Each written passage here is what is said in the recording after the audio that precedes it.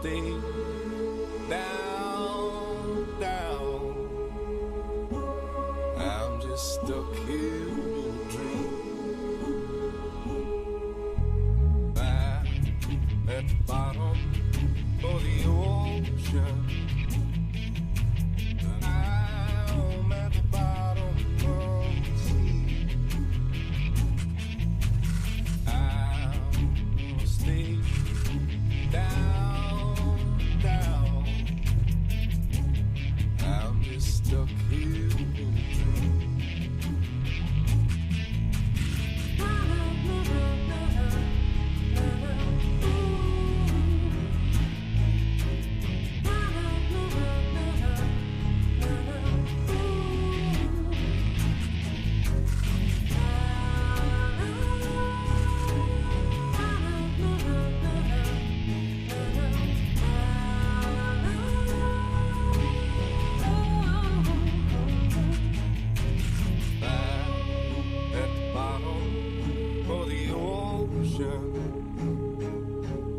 I'm at the bottom of the sea.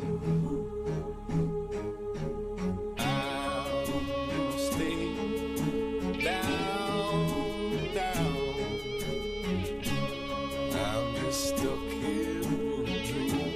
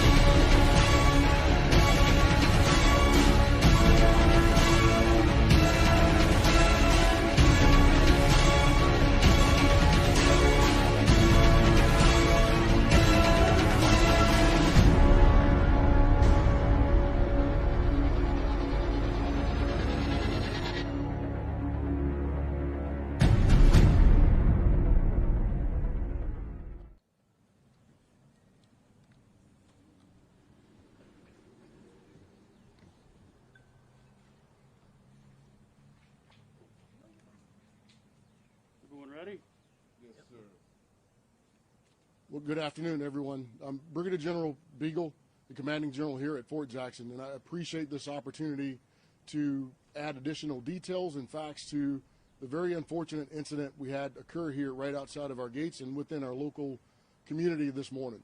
As a short recap of the incident that occurred, we had a 23-year-old soldier in training, or what we refer to as a trainee, jump our fence line with his issued weapon and make his way into the community. During this process, he was able to gain access to a bus that had 18 children on it.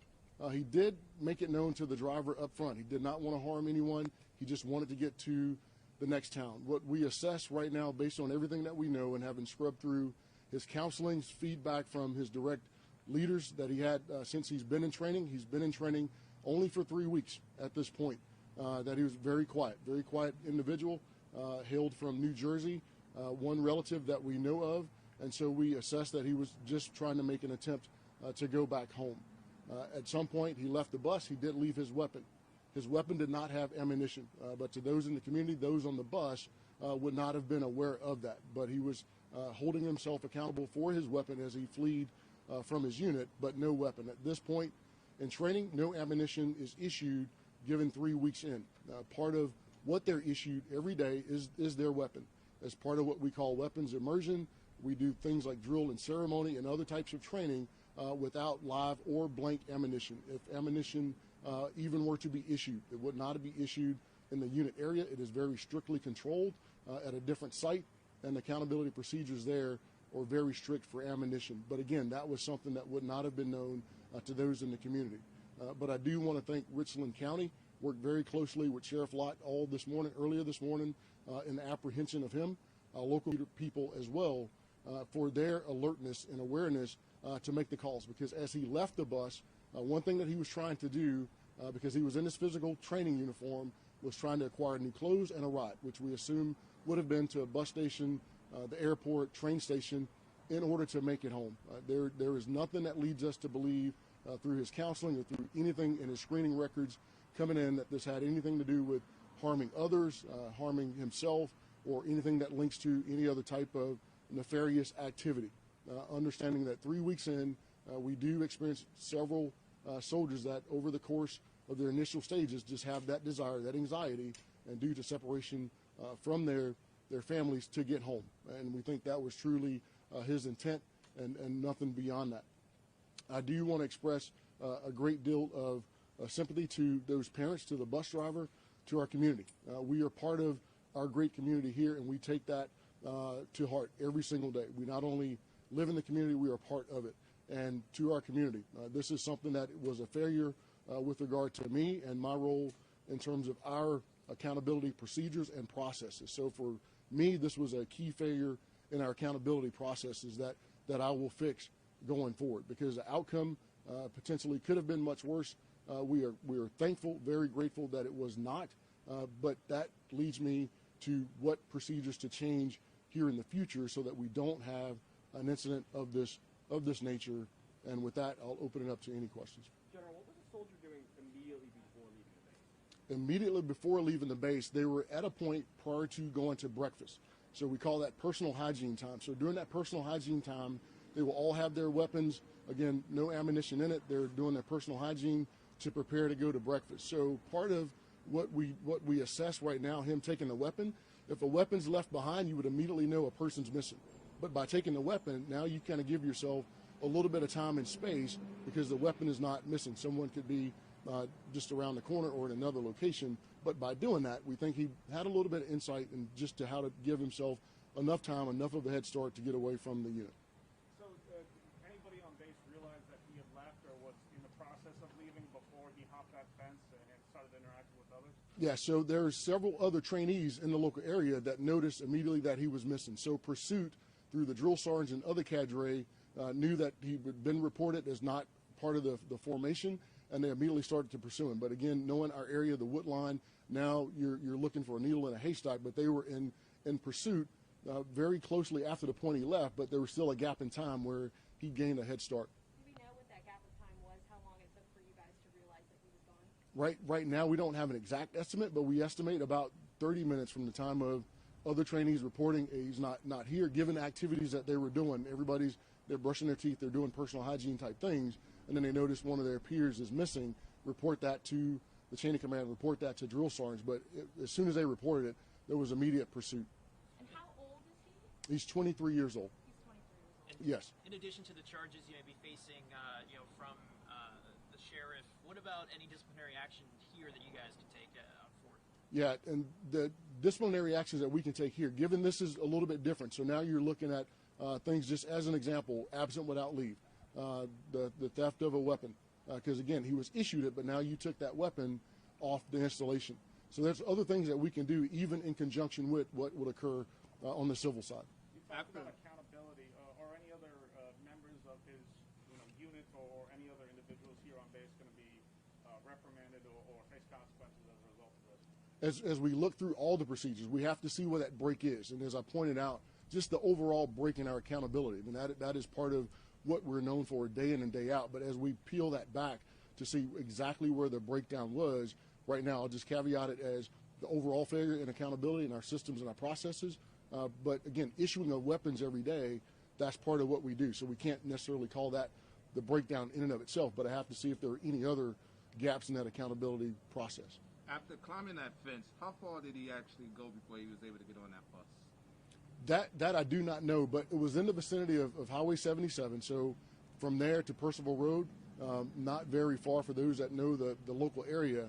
But I think the key part of it was the bus, as I understand it, was onboarding students. So as he's searching for rides, searching for a way to get transportation, bus is there, doors are open. Now I'm on the bus with a weapon, which I'm definitely sure it was frightening to not only the driver but the kids as well. Where is he right now, and has his family been contacted about this? The next of kin are being notified right now, and he's still in custody at Richland County. You mentioned he jumped the fence. Is there any monitoring of that fence? Why did no one see him jump that fence? Parts of our fence line are not monitored. I mean, close to the gates, obviously they are, but where we have heavy wooded areas, not monitored. They're not electrified by any means, but the top have either barbed wire or concertina at the top of it. And so that area that he left was not particularly monitored, but you could see it from Highway 77. But there was barbed wire on that? Yes. We know that the school will be offering counseling services to students and the bus driver about this incident, but anything for your soldiers specifically, having a conversation about what happened this morning and how to move forward from this incident? Yes, and this is something that we can't shy away from. We have to really peel it back from all angles. That includes the conversations down to the lowest level with the trainees, because part of it, again, we experience those that have anxiety from being away from home, but there's better ways to deal with that, to get help or just make contact with family members. Some cases it's as simple as that, but you take very drastic actions just to give yourself peace of mind or satisfaction, which we think that's what he was really searching. No harm to anybody, but I want to go home. What type of weapon was he issued? And can you kind of describe it in layman's terms? Like a rifle or? It's a rifle. So all soldiers here issued a M4 rifle, carbine rifle, 5.56, but again with no ammunition in it. That's the standard weapon that they're all issued. To your knowledge, has something like this ever happened before on the watch? In the past, and I've been here, understand, 35 months. So we've had a couple of AWOL since I've been here. Typically, we'll see those after our leave periods during Christmas. Others are close to the points where we're separating someone, and that lack of patience to wait to be properly separated, they will make attempts. But the ability to get over a fence, again, in a densely wooded area, if you happen to get away, where some gaps are in the system. We've seen that happen in the past, but never with a weapon. What's typical protocol for an AWOL soldier or trainee? Once we receive them back, pending any military, justice or disciplinary actions, then we'll separate them from the military. So that process could take anywhere from a week to a couple of weeks. But you're also, again, looking through all the details. You're looking into the mental state, mental status of that person. We still do medical checks as part of them being processed out, and then they're properly separated if there are no other underlying issues.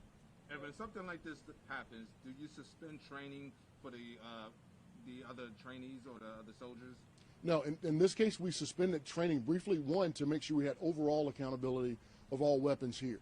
And that was the immediate action done when something like this occurs, when we have a loss of accountability, even for minutes. We put out what we call a be on the lookout, so our gates are closed, our MPs are out, units are searching, helping each other search, for an individual if we think they're gone. So all those actions happen, which essentially froze our training for a period this morning.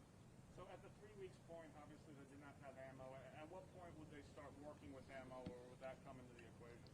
4 weeks in is roughly the time they will start with very small amounts of ammunition. Again, they will have their weapons go to a range where the ammunition is accounted for. They get issued the ammunition, and then they go into their live fire marksmanship training. But he was about a week away, a little bit over a week away from that period of training. But even at that point, they would not have their weapon with ammunition except at the range. They will never have the weapon, and only on the range will they have the weapon and the ammunition at the same time. Once they leave the range, there are search procedures that we do. We call them shakedown procedures. We wand to ensure that there's no rounds that they could hide or sneak away anywhere before they're allowed to come back to their unit area with their weapons. I know you're early in the process here, but you're referencing the fence that might not be monitored. Has there already been discussions about perhaps increasing, monitoring of those areas, or has that begun at all? Well, that's something we've always looked at here. With 52,000 acres, there's a lot of fence line and areas to monitor around the entire installation. So now we'd have to look at different areas. So as I look over our accountability procedures, our force protection procedures, all those things, then we'll completely look at that as well. What areas may need more monitoring, because they're patrolled, even some of our far out areas, but we'll look at those also. Have you been able to speak with the individual yourself since then? No, not yet. Not since he's been into custody, nor has the chain of command. Richland County, and I've spoken frequently this morning with Sheriff Leon Lott, so they're going through their procedures in terms of interviewing the individual, and then he'll be released back to us. And how will you be making sure, you talked about accountability, that this is going to be an isolated single incident, and he perhaps didn't communicate with any other colleagues that they would also be doing the same thing in the next 2 weeks? Yeah, part of it, on top of just the accountability procedures, which we're pretty comfortable with. They're pretty solid. I mean, this has only happened, once, here in the last 3 years, but it's the bystander piece. And it was a question that was raised earlier. As soon as someone sees something that looks slightly off, or even hears something, that needs to be reported. But you think about all of those trainees that are, just only a few weeks away from home, again, maybe dealing with their own anxiety. They don't really know how to react or respond. So we have to go back and talk about how to, not be a bystander, but, if you see something, say something immediately. What kind of mental health checks are done on trainees to try to keep a tab on if someone may be in a vulnerable state, maybe something? We have a couple of checks in there. As they in process, they'll get through our reception. They'll have behavioral health screens there. They have behavioral health screens when they come through MEPS, or the military entrance processing stations. They'll get behavioral screenings there. We have chaplains available that are always there. If they're encountering difficulties or some type of anxiety, they're going to get counseling there, and then referred to our local behavioral health here on post. If it's at a level that we can't handle, then we leverage our great partners here locally in Columbia and our healthcare network to get them a higher level of behavioral health if needed. Once an individual attempts something like an AWOL, is he ever admitted back in, or what happens after you go through the chain of command? Rarely do you see anyone that goes AWOL admitted back in. Just given the circumstances, the situation, and the fact that you leave an organization without proper accountability, without proper authority, that's not in line with our Army values, and then so you see typically a majority of those will be separated permanently. Mental health has been a challenge, I think, for every community, but I'm curious, how would you assess the situation in terms of the mental health of some of the soldiers that you serve with? I think the mental health overall, from what we see coming in, and granted we will process through about 50,000 soldiers per year here at Fort Jackson, the mental health is pretty good, but it's in the early stages. Just because someone has a higher level of anxiety of separation, many first time away from home is the first time they come to Columbia and the Midlands, and it's there where we watch a little bit closer. But just the general state for the many that we do graduate every week, that mental state is pretty good. And with the systems in place, with the counseling, with their leaders, with their drill sergeants constantly talking to them, counseling. I mean, he had a very solid counseling packet, and he was known to be just a quiet individual, no problems, no issues, no other disciplinary challenges that he had, in the 3 weeks that he's been here. And when will we learn his name? Will it come from deputies or from here on the post? Once we ensure that his next of kin have been notified, then we will release his name. You mentioned the relationship with the community, and this is, I guess, a couple incidents now in the last several weeks where high-profile things that could have happened from before. How do you, what would you tell the community, and how do you kind of work on that relationship if you feel like, these things may be affected by it all? Yeah, so with regard to our relation with the community, and given, bad things are unfortunately going to happen, and we hate when they do happen, but given our relationship with the community, how strong it is, how much we communicate, how much we interact with our community, we appreciate that. We appreciate the fact that we do have a strong relationship, and we appreciate the understanding, even when something does not go well for us here at Fort Jackson, but always part of our role is helping our community heal. Regardless of what the incident is, making sure we're open, transparent. I'm open and transparent with our community so that they know, what we do to prevent, anything from occurring again. We never want to have a repeat of anything major or at this level of this particular incident, and just what we do day to day, because we do a lot of dangerous things here on installation, things that could affect our community, and we want to be great partners and great stewards of the relationship that we have with Columbia and the Midlands. Everyone knows that I will be sending updates as we get them, and please, as I've been telling everybody, to reach out to Richland County Sheriff's Department as well, because we're working in conjunction with them. Okay. Thank you all so much. Really appreciate it. Jimmy, what's Mr. Pinkman's status at this point? Has his status changed at all? Not yet. So he's still here. We're still waiting for the civil. So unlike this one, if we get ahead of what will happen. You're listening to Sergeant's Time on WTF Nation Radio.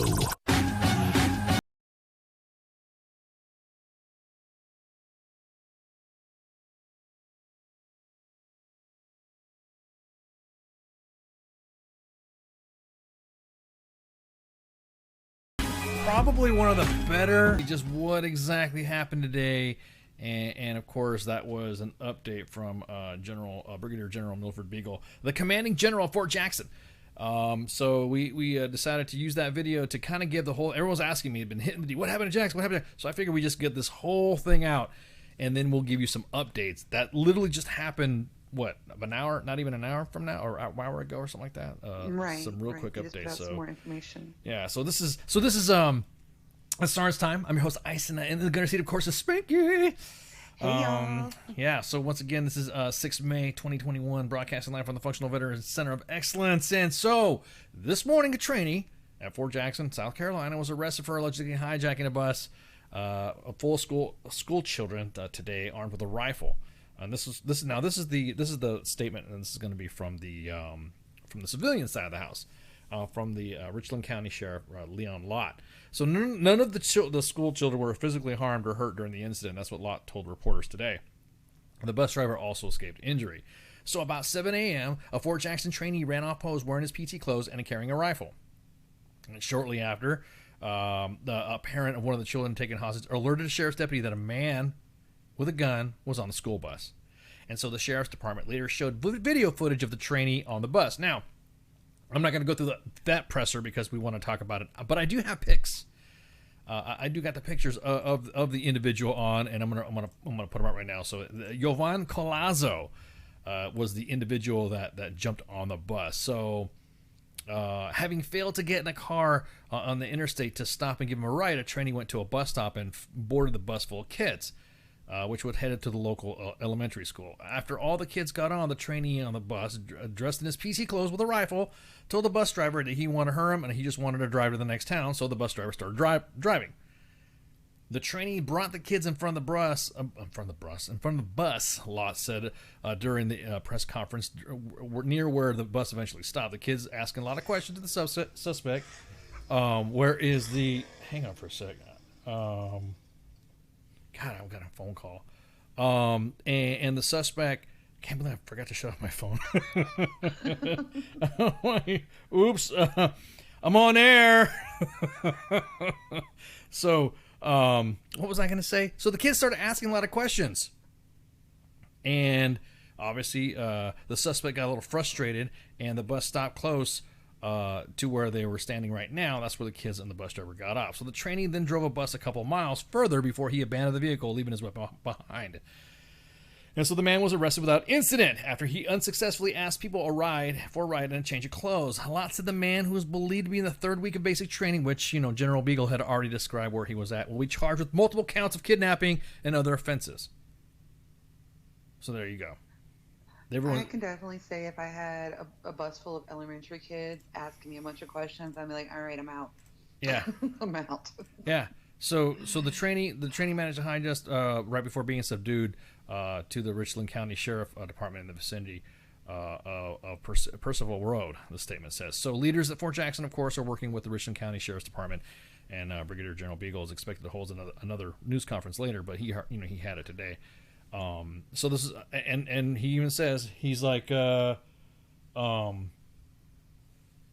is a failure in our accountability procedure that we truly regret. And are apologetic to our community. Thursday's incident was far from the first time that the military training has tried to flee boot camp. I guess in 2013, there was a Marine recruit from San Diego who had scaled a fence in order to get in the San Diego Lindbergh Field.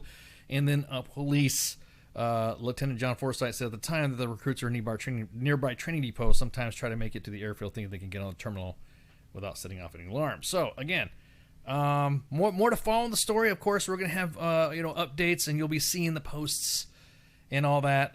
And so, if anything else, if there's not been any mitigation issues right now that General Beagle is trying to handle on the force there, I'm pretty sure there is a lot of them going to happen right now. So because of this private, basic training is about to change. And I will say, because this comment was in there, he did not have ammo. The trainees, they keep their weapons with them, as part of weapons immersion, but he did not have ammo. Right. Now, see, here's the thing. Everyone tells me, oh, he has weapon, and he has this is this. And he's got this, and he's got that, and I'm thinking, like, look, basic training. A few years back, everyone's like, how could this have happened? How did he get a weapon? Did he just sneak in the army? And of course, all the conspiracy theorists and all the boomers started coming out. Speaking of which, boomers, I got something for that ass later on the show. I'm disappointed in some of you dudes, man. Not disappointed, just like, okay, I'm kind of shaking my head. So everyone's asking me, how could he have gotten a hold of a weapon? Well, now weapons immersion is happening. He's got, yeah, exactly, buddy. The first 3 weeks they're holding weapons like fob rules. Everyone's got a weapon, everyone holds it. You know what I mean? So it's almost like you're always carrying your weapon around. They're getting soldiers comfortable with it.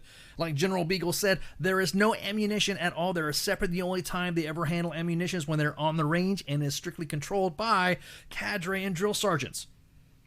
So there we go again. There's that. So they're immediately issued weapons, just like I was telling a friend of mine today. It's just like the Marine Corps. The Marine Corps, they're like all walking around with weapons and stuff. So everyone's clutching pearls, going, "Oh my God, he had a weapon!" And like, I'm thinking, Jesus freaking Christ! This is the thing that makes me mad. I'm gonna go off on boomers because boomers, you're on my mind today. Boomers, you are on my mind. I was like, dude. I cannot get how everyone who complained about how soldiers are being soft, and we need to make sure that soldiers are always comfortable with their weapons and all that. So basic training changes. Basic training changes where now soldiers are all carrying the weapons. Just, you should be like the Marine Corps. You should be like the Marine Corps. You ever notice that? All the old vets are like, you should be like the Marine Corps. Well, guess what? So the Army's like the Marine Corps decided to use weapons immersion where soldiers are carrying around with the weapons to get comfortable holding around, war fighters and all that stuff, right? That everything that the old timers are complaining about. Well, now they're doing it. Now these same individuals that I see all in the comments and in the chats, all trolling all these Facebook pages, complaining, what was you doing with the weapon? Because back in my day, if you didn't do this, you better be walking around and you know what I mean? I'm thinking, you just can't please some of these individuals. That's what happened. The kid saw an opportunity to fucking bolt, and he fucking did. And then he kidnapped a bunch of kids to do it, but he got on a bus. But I'm just kind of like thinking, oh my God, dude. Now, of course, we kicked it around in the WTF Nation jock. I'm like, hey, well, what do you think should happen? Should we have been shot or something like that? Could you imagine if the cops would have showed up and he's got a weapon and shit? Just thinking about all the bad scenarios, you know what I mean? Just kind of like, God. Oh, especially with a bus full of kids. Right. Oh, I'm sorry. If my child, man, I'd be like, hey, General Beagle, can I swing by the stockade, or can I swing by? What's his visiting hours? And General Beagle probably tell me, hey, Ice, don't, no, stay out of it, because dude, if they'd been my kids. If it had been my kid, it'd have been on Facebook Live, Instagram Live, and she'd have already called me. I would have had and everybody find their bus. I would then at that time would have activated a TikTok account. I'd have been like, wait, you cannot hold me back. But of course, got to let the process go through. The guy's already in trouble anyways because he did it on civilian. And of course, normally after cases like this, he's going to get chaptered out, right?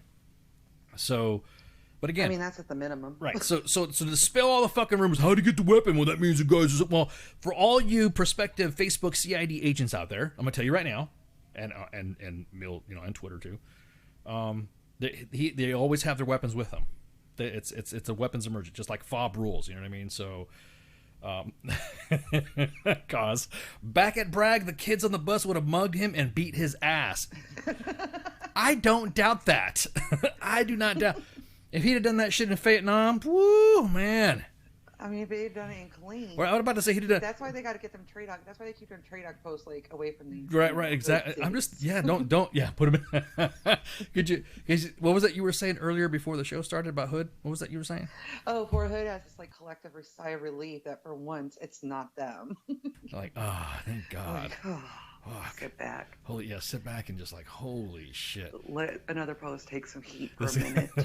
Exactly. Again, so again, that's how he got a hold of the weapon. There was no, of course, you knowing as a member of the training, in the Army and in the institution, the TRADOC environment, that there's not going to have no access to ammunition. So once people are like sitting in the press conference, he'd have no ammunition. Well, I saw the chats. Hey, how come they're asking stupid questions? They're asking legit questions because civilian reporters, the media, they don't know. That's how we do it. And so it was kind of cool that, it was really good that, freaking, what was that? My boomer rants make me dumber than I'm already sounding with all my stuttering. Oh, Jeremiah's got jokes. Oh my gosh. Hi Jeremiah. Somebody brought your comments to my attention. Thank you so much, Jeremiah. Here is the attention you were looking for. Here is the attention, and living in Juneau, Alaska. Bienvenidos en este canal. Ándale pues. I have a conversation to talk about freaking Cinco de Mayo too. Somebody got mad at me about Cinco de Mayo, and they were like pretty pissed off. So, but yeah, but Jeremiah, why are you getting so upset about the boomer comment? It's just like boomers, like an age. It's like old people. It's just, are you not being proud of being old or something?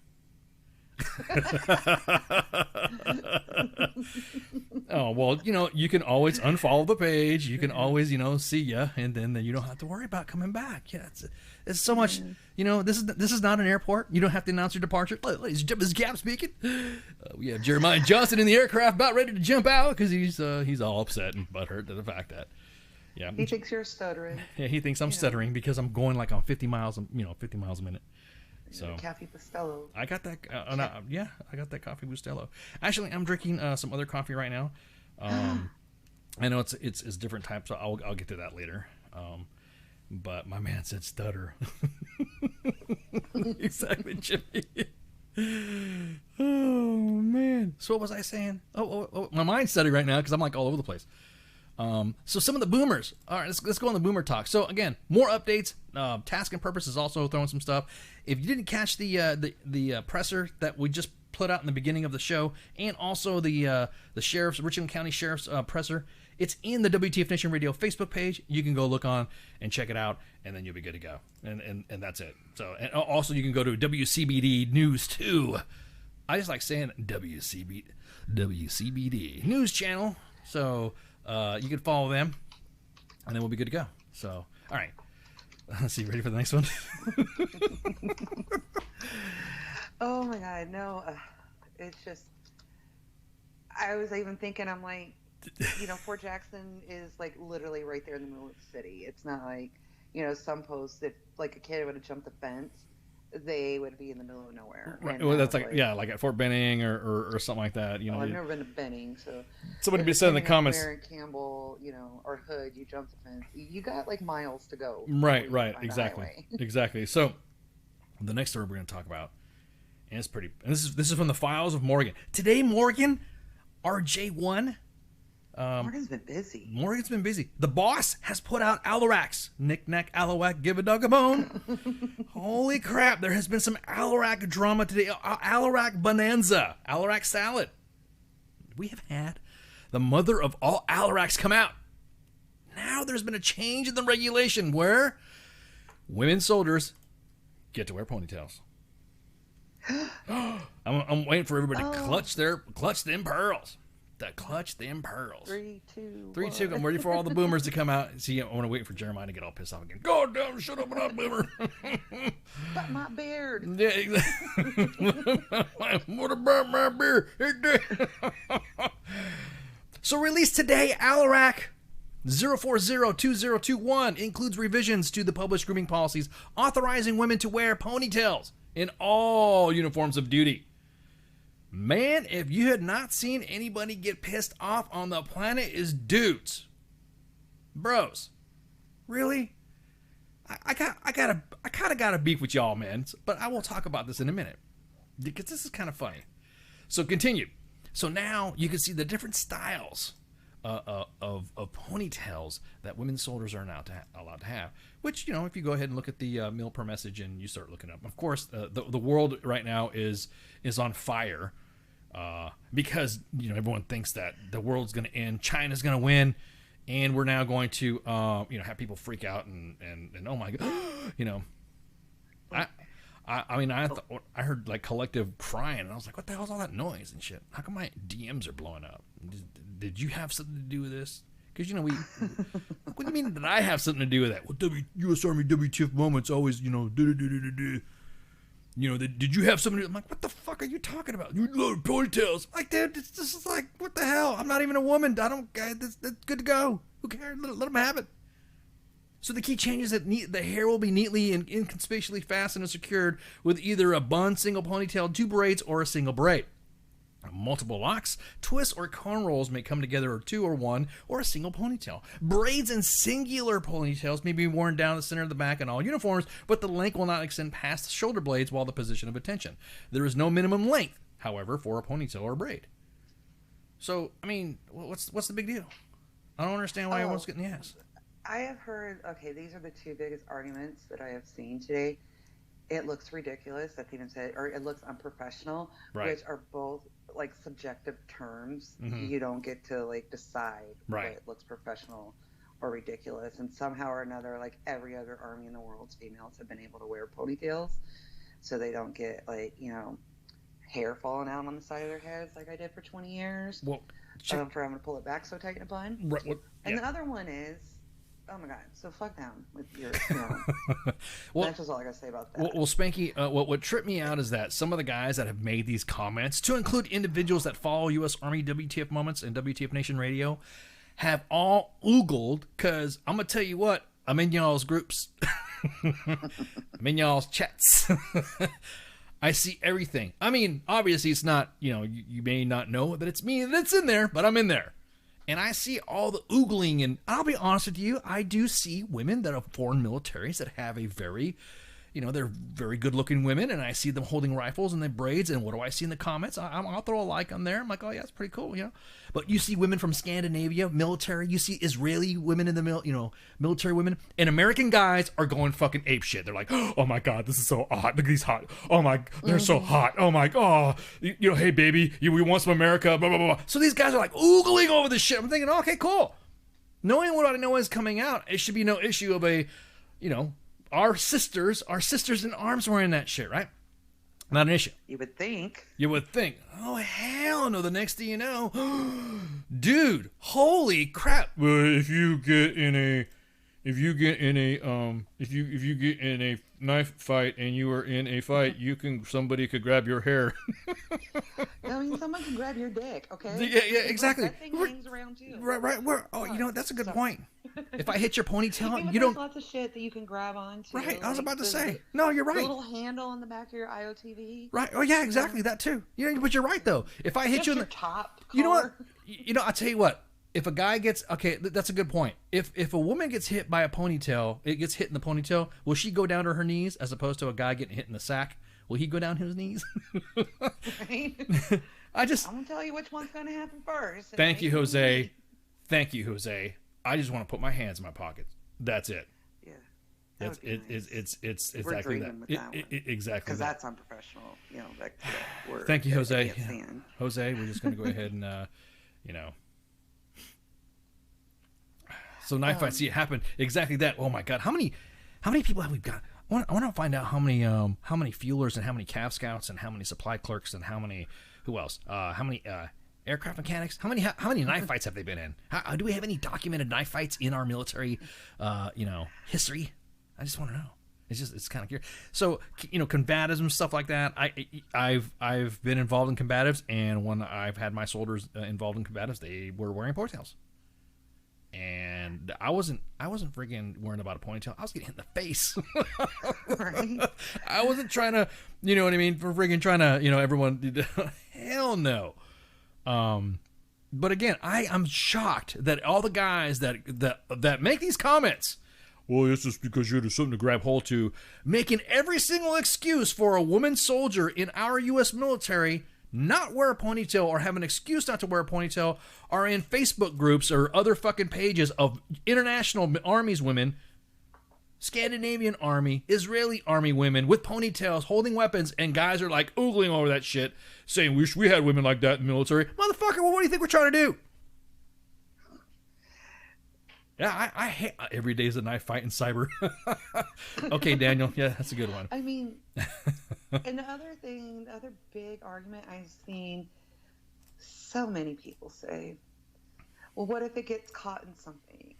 Let me tell you something. My child, since she was about 4 years old, learned to put her hair out the way when it needs to be. She learned to cook on a gas stove, and long hair can catch on fire if it gets near the flames, right? She learned at 4 years old to put her hair out the fucking way if something could burn it, pull it, anything else. She learned that at 4. 1, 2, 3, 4, not 18 or 17 even, which is like the minimum age to go in the military. But obviously, so many people were concerned about that. They had to like put the little, I'm not even going to say that word, warning on there. Please consider safety considerations such as ripping, tearing, pulled, tangled hair due to being caught on whatever. And when I read that, I'm like, oh my God, these people really think we're retarded. Well, they really I think we don't know how to live with our hair. It's funny. It makes it seem like women soldiers are running around with head first at waist level trying to put their heads in shit. You know what I mean? Right? I'm thinking, I'm sure my shit's not going to get caught up in my Right, mouth or my keyboard while I'm processing your fucking knee forms. Calm down, dude. I'm just like thinking, are you really fucking crying about this? I mean, I'm thinking of all the excuses you could talk about. I've yet to see women who have had their ponytails down, because I mean, there are women out there that have gotten fucking tired of these rules, and commanders are like, yeah, fucking wear. I didn't give a fuck when I was a first sergeant. You want to fucking wear your hair shit long in the field, or you're gonna do it in a jump. If that shit falls out, that shit falls out. I didn't sit there and go, oh, well, whatever, And dudes talking about beards. Look, guys, one has nothing to do with the one. You know, if I don't shave my beard, because I shave my beard, guess what? When I shave my beard, my hair isn't falling out. I guarantee it. If your fucking hair was falling out, you'd be crying like crazy trying to have the sergeant of the army stop something. My hair's falling out. Oh, shit. I mean, some of y'all are going to frickin' the medics anyways for low T and Viagra as it is, so I don't want to fucking hear it. Again, women aren't running around head first into fucking machinery. I've yet to see a woman just say, hey, first sergeant, fuck it, and then decide to run into a rotor blade. Or purposely stick their freaking their long ponytail up. It's freaking ridiculous. These guys, bros, stop. You're just stop. It really is embarrassing. As a man, I'm like, this is what you're worried about, man? This is really what you're worried about? I mean, say something else about fucking, about what's going on in the army, about, I don't know, fucking pay, promotions, barracks. Hey, let's talk about that. But goddamn, dude, you're complaining about women in fucking ponytails. But can they run fast? I mean, I guess that's really all it really boils down right. to, I just think it's funny. He's like, ooh, oh, clutch them pearls. Oh my God, he had a freaking. Like, I literally had to take a step back today and like not comment on anybody's shit. Like some of the things I had to. Started with the Sergeant Major of the Army's tweet. I read some of the commentary. And I'm like, let me just close out Twitter because I'm about to hurt some feelings. Right, dude. Right, and what makes you mad is that the guys aren't respecting their sisters in arms. You know what I mean? It's almost like you. What's the big deal? Why are you holding women soldiers back when it comes to something? I really want to know. And it's not fair. It's fucking Daniel. It's not fair. I tell you what. I guarantee it. If you had some condition that your hair starts falling out, which I don't know, it's like every dude. That's like saying we don't want to wear headgear because our hair falls out, right? Isn't that typically what happens with guys, right? Your hair falls out when because you're always wearing a headgear. So yeah. Just let us have our beards. We want the beards. And again, I'm going to bring that up because it, is getting answered incorrectly. Isn't the beard argument due to a gas mask not sealing correctly? That is not true. That's not true. That is not why. With the newer masks, the M50, unless you have, we're talking like ZZ Top type beards, yeah, it's going to seal. Bros. And you can test the seals with, the beard and doing a PATS test. Right. The reason when we had the G1 on here that beards were not even considered is because it was never formally requested. Just posting on motherfucking Facebook or Twitter or Instagram saying, we want beards, just not formally requested. I'm sure the DA's G1 has gotten 1 million 2808s since then. But, all these ponytails and all of these other changes you've seen to 670-1 is because groups of mostly women, because we had a lot of issues, we wanted change, filled out the DA form 2808 and sent it to the proponent. So, keep sending them beard ones. And, I'm telling you, man. Maybe Sergeant Major Army Grinson fucking hates beards. I don't know. Maybe that's it. Chandler hated fucking tattoos. No, but beards, look, you're not getting them. But look at this though, Spanky. Look at this though. Have you looked at at least. Look at some of the hairstyles and stuff like that the women have introduced and the ponytails. At least women can grow that. At least, you know what I mean? At least some of the hairstyles that you're seeing, women can grow that shit. There are some dudes that cannot grow a fucking beard. That cannot. I mean, if you're not looking like Tactical Claws and you can't trim that shit up, and you're looking like, you ever see that movie? You saw the movie Jackass the movie, right? Where the guy put pubes all over that fucking dude's face and he looked all patchy and shit. That's what some patchy ass shit. There's just some guys that cannot grow a fucking beard and are the big neck beards that complain about it. You're not gonna fucking do it. Now, again, don't you guys know about shaving profiles? Don't you guys know about is it really hurting your face to do it? Is you're just growing it just to grow it? The reason why these changes made because there are actually physical conditions that have happened from these hairstyles that the military had imposed on women. And even looking at some of these pictures, I can see their hair loss on the sides. And that comes from, pulling your hair back tightly in a bun day in, day out, day in, day out, day in, day out. So, and then people are like, oh, just cut it short. I'm like, it also doesn't look, great if my hair is short because it's so thin. It just flies everywhere. But again, like I said, beards have nothing to do with ponytails. Ponytails have nothing to do with the beards. Maybe the next Sergeant Major of the Army will be a female, and she's probably not going to give a fuck. Yeah, fucking grow a beard. Well, it was funny. It's like when we had. It ain't going to hurt her feelings. Well, remember when we had Gabby on, and you and Gabby, Bernie, all I was doing just flipping slides for you, because I've never put my hair in a bun. B, I'm not a woman, and C, these are actual conditions that you have in your scalp, the skin, skin conditions that can happen to you because of the policy of the bun. We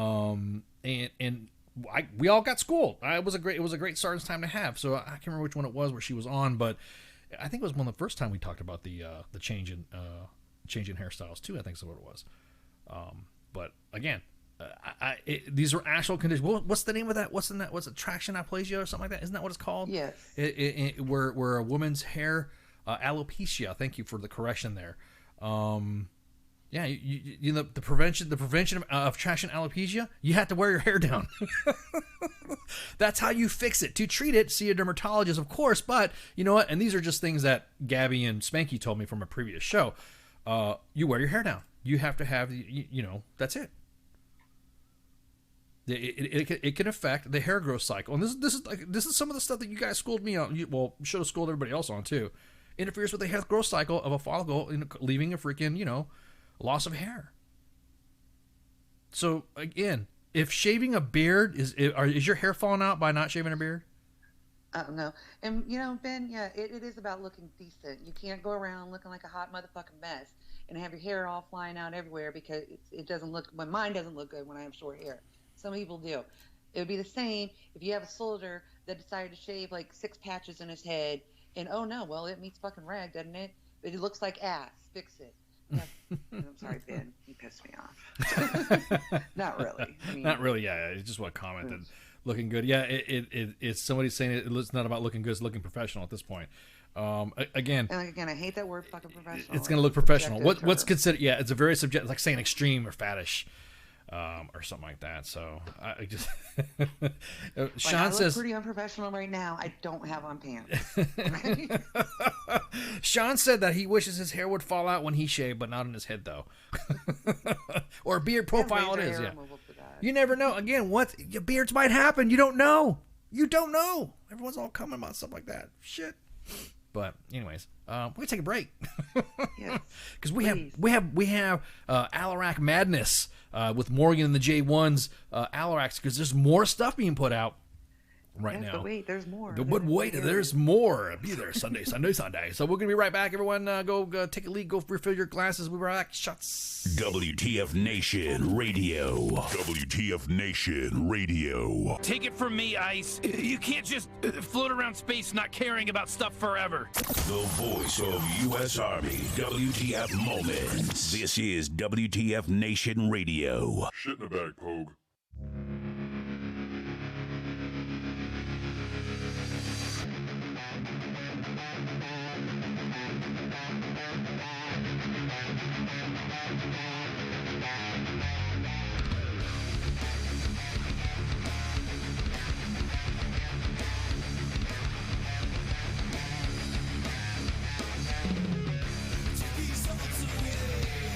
Nothing feels the same.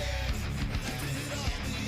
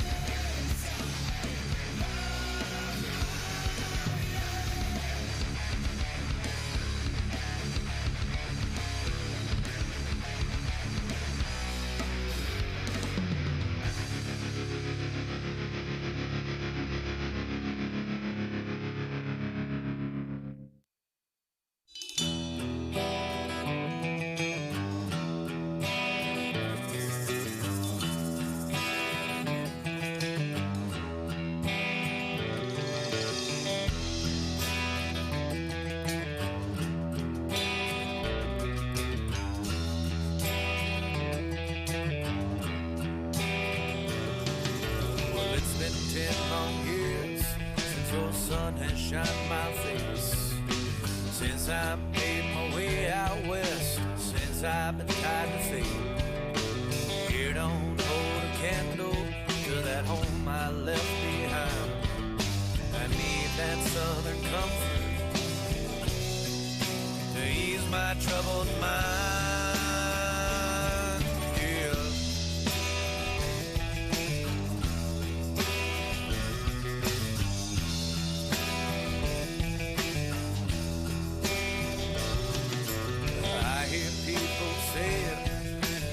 Never go back home.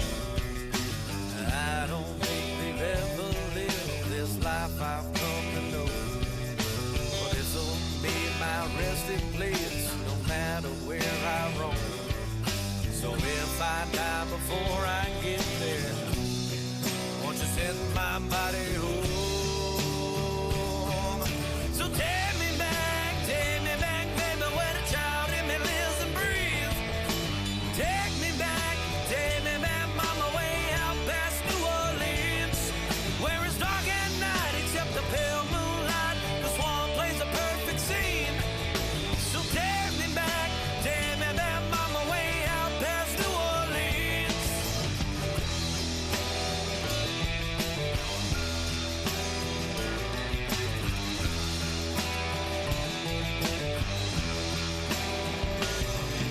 Well, it's been 10 long years since your sun has shined my face, since I made my way out west, since I've been tied to fate.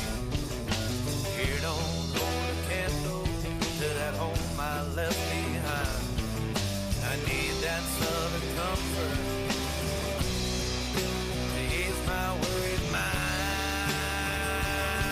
So take me back, baby, where the child in me lives and breathes. Take me back, mama, way out past New Orleans, where it's dark at night except the pale moonlight. The swan plays a perfect scene. So take me back, honey, way out past New Orleans.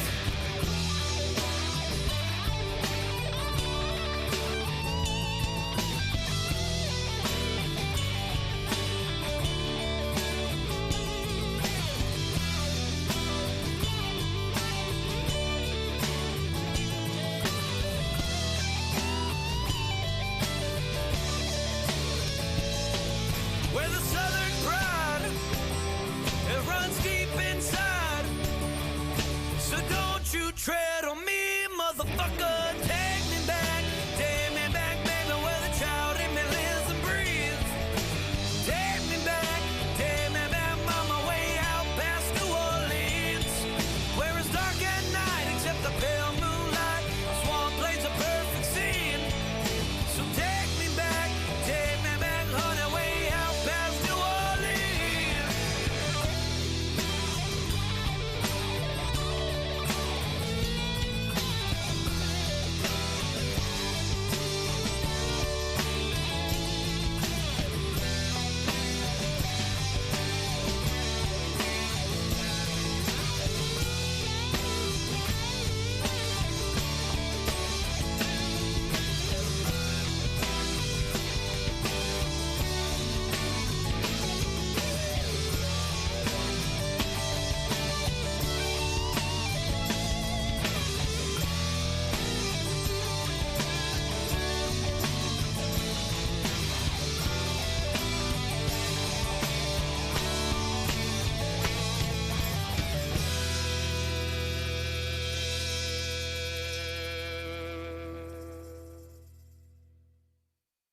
I am here determined to stop this future atrocity. This station is now the ultimate power in the universe. I suggest we use it.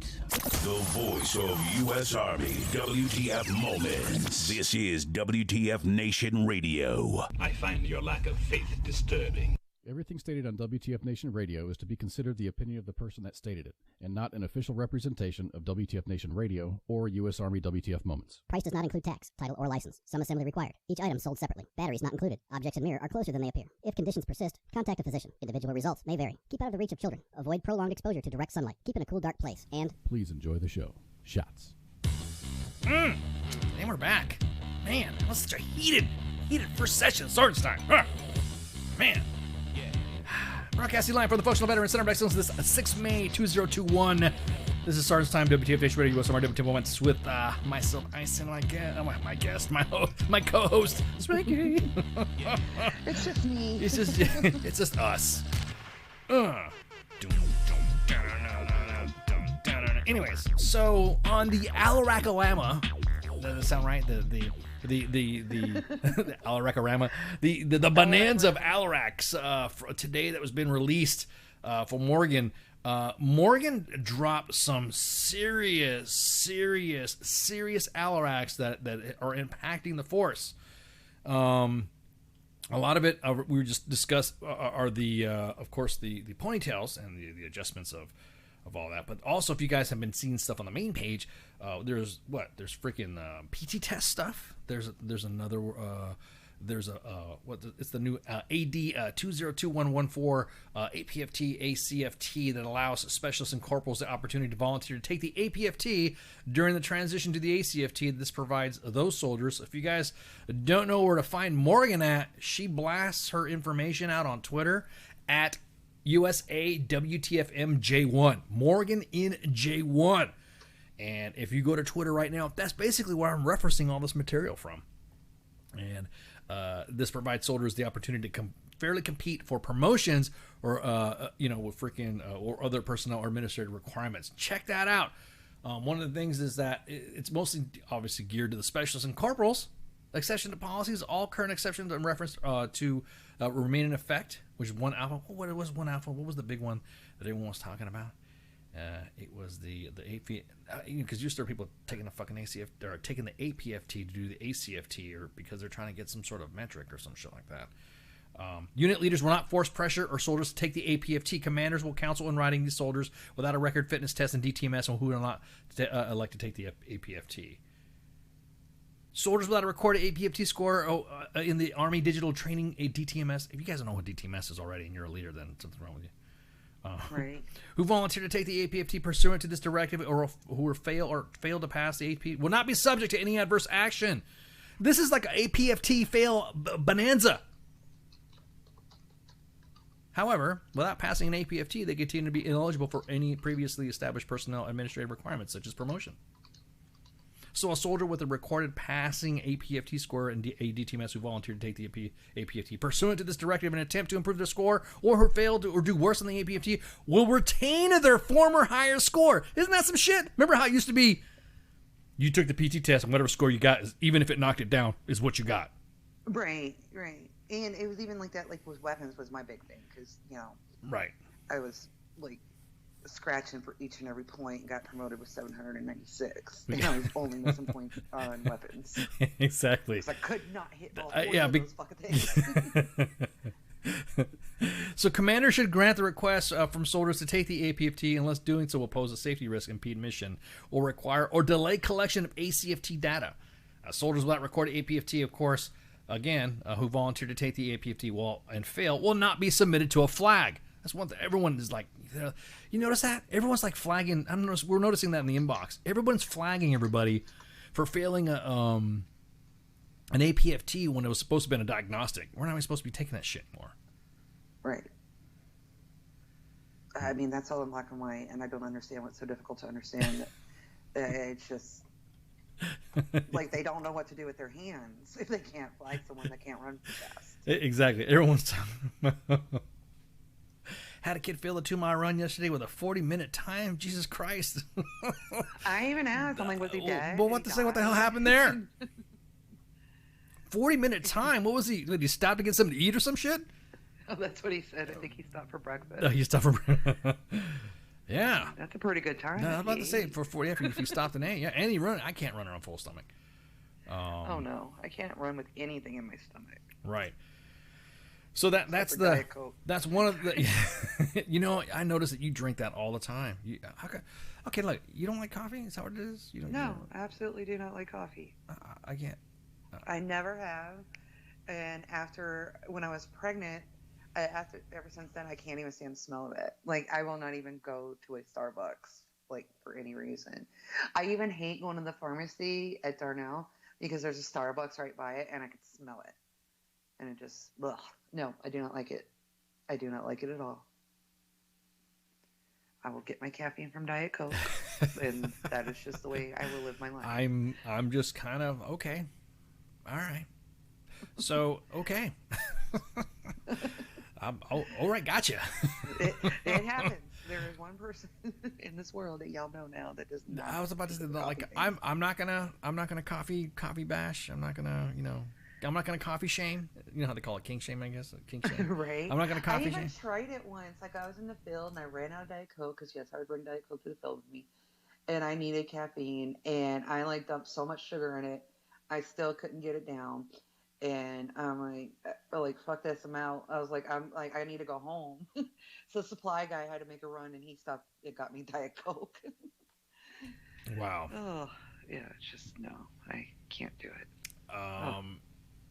Wow. I'm just kind of thinking. I'm weird. It's okay.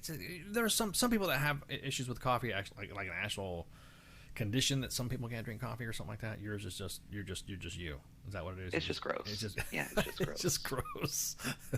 Okay, so the next one we're going to talk about, that's been kind of like the next Alarak or messages, is the Force Health Protection Supplement 16, a revision 1. An executive summary, of course. If you go to, again, Morgan in the J1, and you can follow her on Twitter at USAWTFMJ1. Of course, some of the posts you might be seeing already on the main page. She just has to get to it and get that information on there. Pre-deployment testing this is for COVID stuff. This is for particular note on some of the paragraphs is those returning from a foreign country no longer need to ROM if fully immunized or recovered from COVID within 90 days. A pre-deployment testing baseline requirement is to test 1 to 3 days prior to departure. Now, again, this is from the Secretary of Defense. I'm sorry, the Undersecretary of Defense. It's already been given out. So it can be waived by the first flag chain down to an 06 or civilian equivalent. Not required for those with a documented infection within the past 90 days or personnel 14 days post full immunization with an FDA EUA vaccine.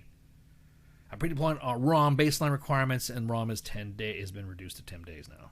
Oh, okay. Well, actually, it's reduced to 7 days with a negative test. So no ROMs are required for fully immunized or previously infected within 90 days. Oh, we're calling them infected again.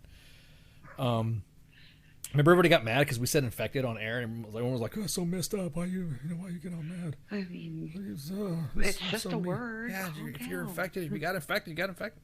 Redeployment testing baseline requirement is to test 1 to 3 days prior to departure back to the U.S.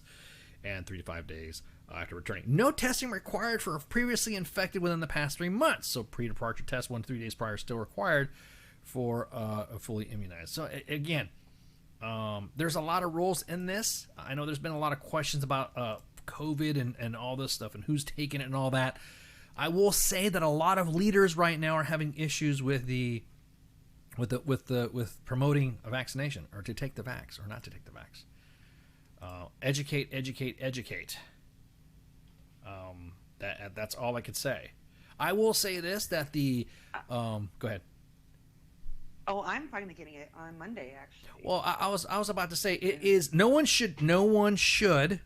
Let me hang on. Let me stop at my feet here.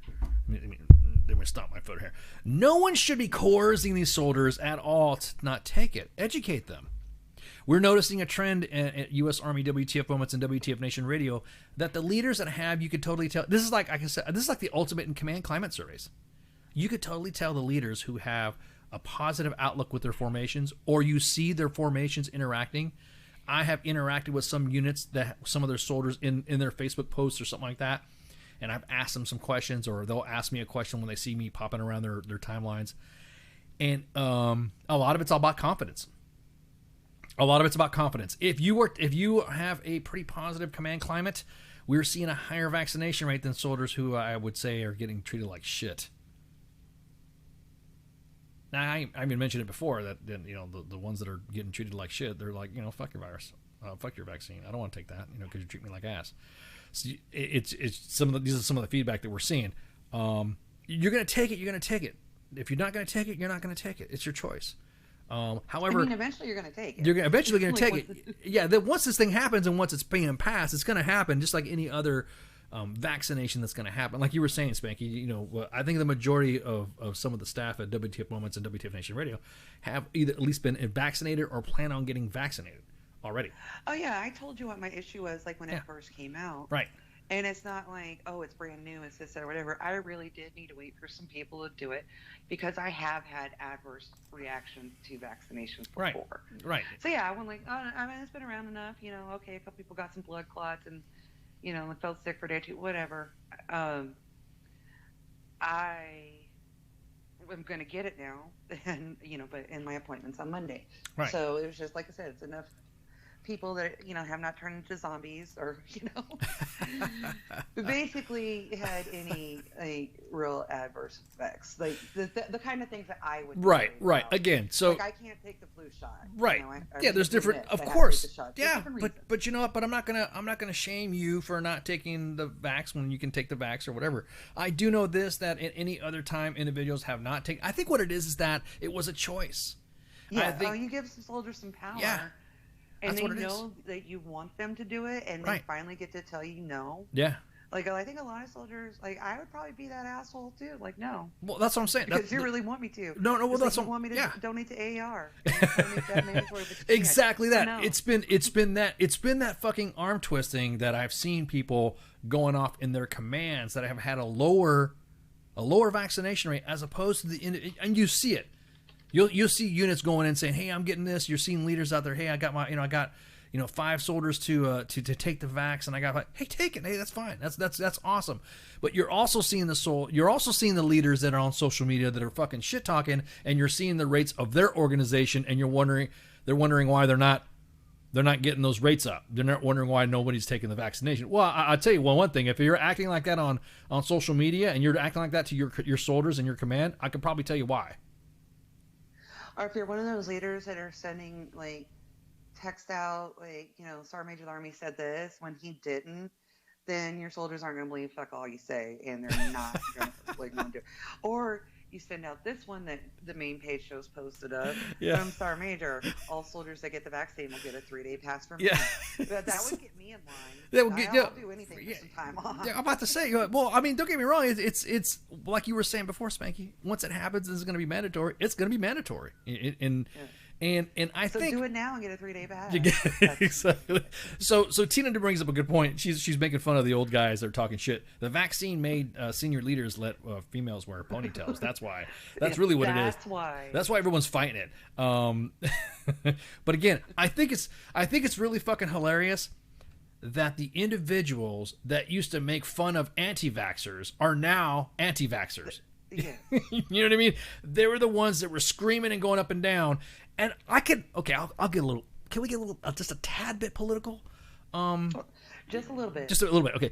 I will shut it down. Okay. If I get too overboard. Okay. Wasn't it the previous administration that everyone liked so much that did all this stuff that they're saying that's who did it? And so don't you think that would be like a support to the old administration? Like, you know what I mean? If you're going to show that much love, for the former president and you're saying all that, then wouldn't you think that because he was the one that did all this vaccination shit, and then of course it crossed over to the new administration, that you'd be so fucking happy and hyped that the former president was able to get you vaxxed, and now you can take the vax, right? Everyone was even saying, he even said himself, take the vax, right? Do you think, or and this is purely hyperbole, and this is a fucking joke, so I know people are going to go nuts when I say this next line. You know somebody's going to take whatever you say seriously. They always do. Maybe that's happened between Bill and Melinda Gates. Maybe that's what happened. Maybe her vaccine, maybe her Order 66 chip didn't work. You know what I mean? It's I know what it is with Bill Gates. No, that's messed up. Yeah, I shouldn't say that. Queen of England is suddenly single. Yeah, oh yeah, exactly that. All of us, yeah, exactly. So we could go. I mean, I know we're going a tad bit over the edge here, but again, I just find it funny that individuals who were anti-vax and used to make fun of anti-vaxxers literally are now. You can look at their Facebook timelines, immediately changed to being anti-vax, and I'm thinking, wait, weren't you just like fucking laughing at this person for being anti-vax? Did you know that fucking, that polio and shit like that happened and all that? And are you really that nervous? Is that really going to punk you out? I mean, is that really scaring you on all that? Weren't you just so happy to have the previous administration during Operation Warp Speed get all of these fucking vaccinations squared away? And all of a sudden now, I don't know, just over 100 days in this administration, now all of a sudden like, oh, it sucks. I'm not getting vaxxed. What are you talking about? isn't this what you wanted? Isn't that what's supposed to happen? I mean, it's kind of like, see, Scott, that's a good point right there. See, everyone's got some good points. I'll take the vaccine when it's through proper trials and it's FDA approved. That's your choice.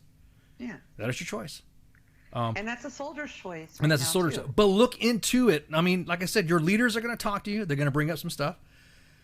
I know there's like some crazy ass shit saying it's going to cause infertility in men and all that shit. And it's going to cause this. And dudes, again, once again, dudes now all of a sudden worried about their hair and their fucking sack, right? now all of a sudden you're worried about, wait. Now you're worried about infertility? Now, wait, where did this come from? Everyone in my DMs is like, they're asking me, hey, don't you think that, and it was a legit question in my DMs, and I promised them I wouldn't drop the dime, or they asked me, do you think that Tucker Carlson and Fox News had something to do with a lot of the military? And I think, you know what, right now, if you're listening to WTF Nation Radio right now, you're listening to WTF Nation Radio, or U.S. Army WTF Moments, because he comes on, I think, at 9 or 8 o'clock or something like that.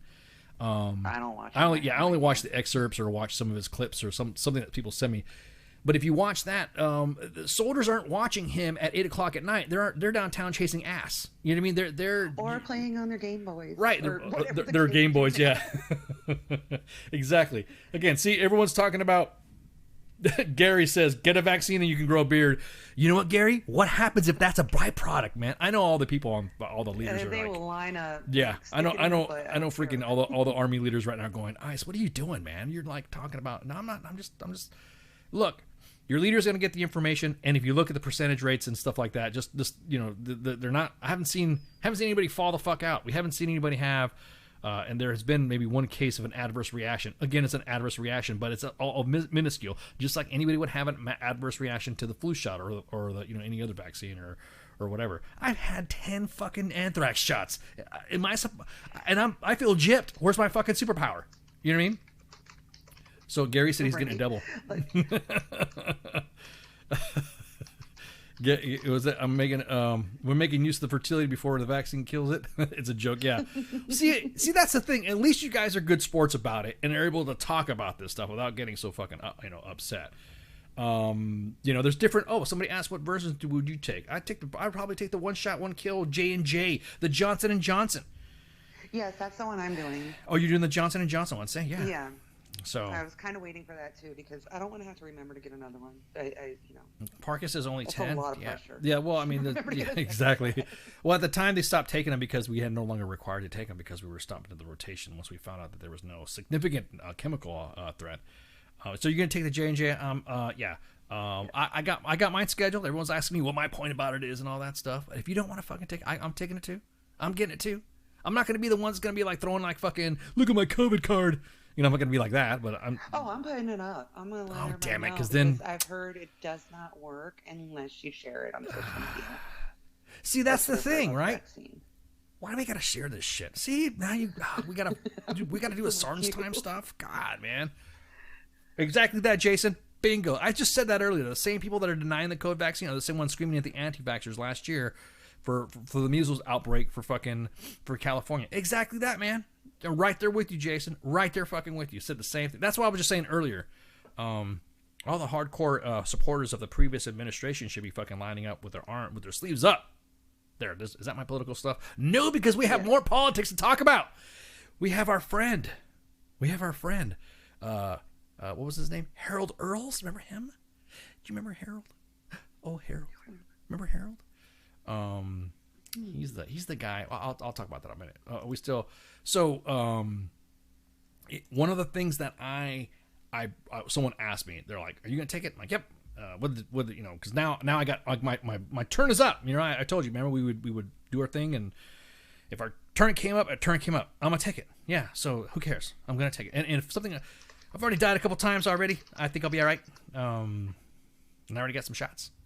I have had other shots given to me already for some of the other stuff that have happened to me.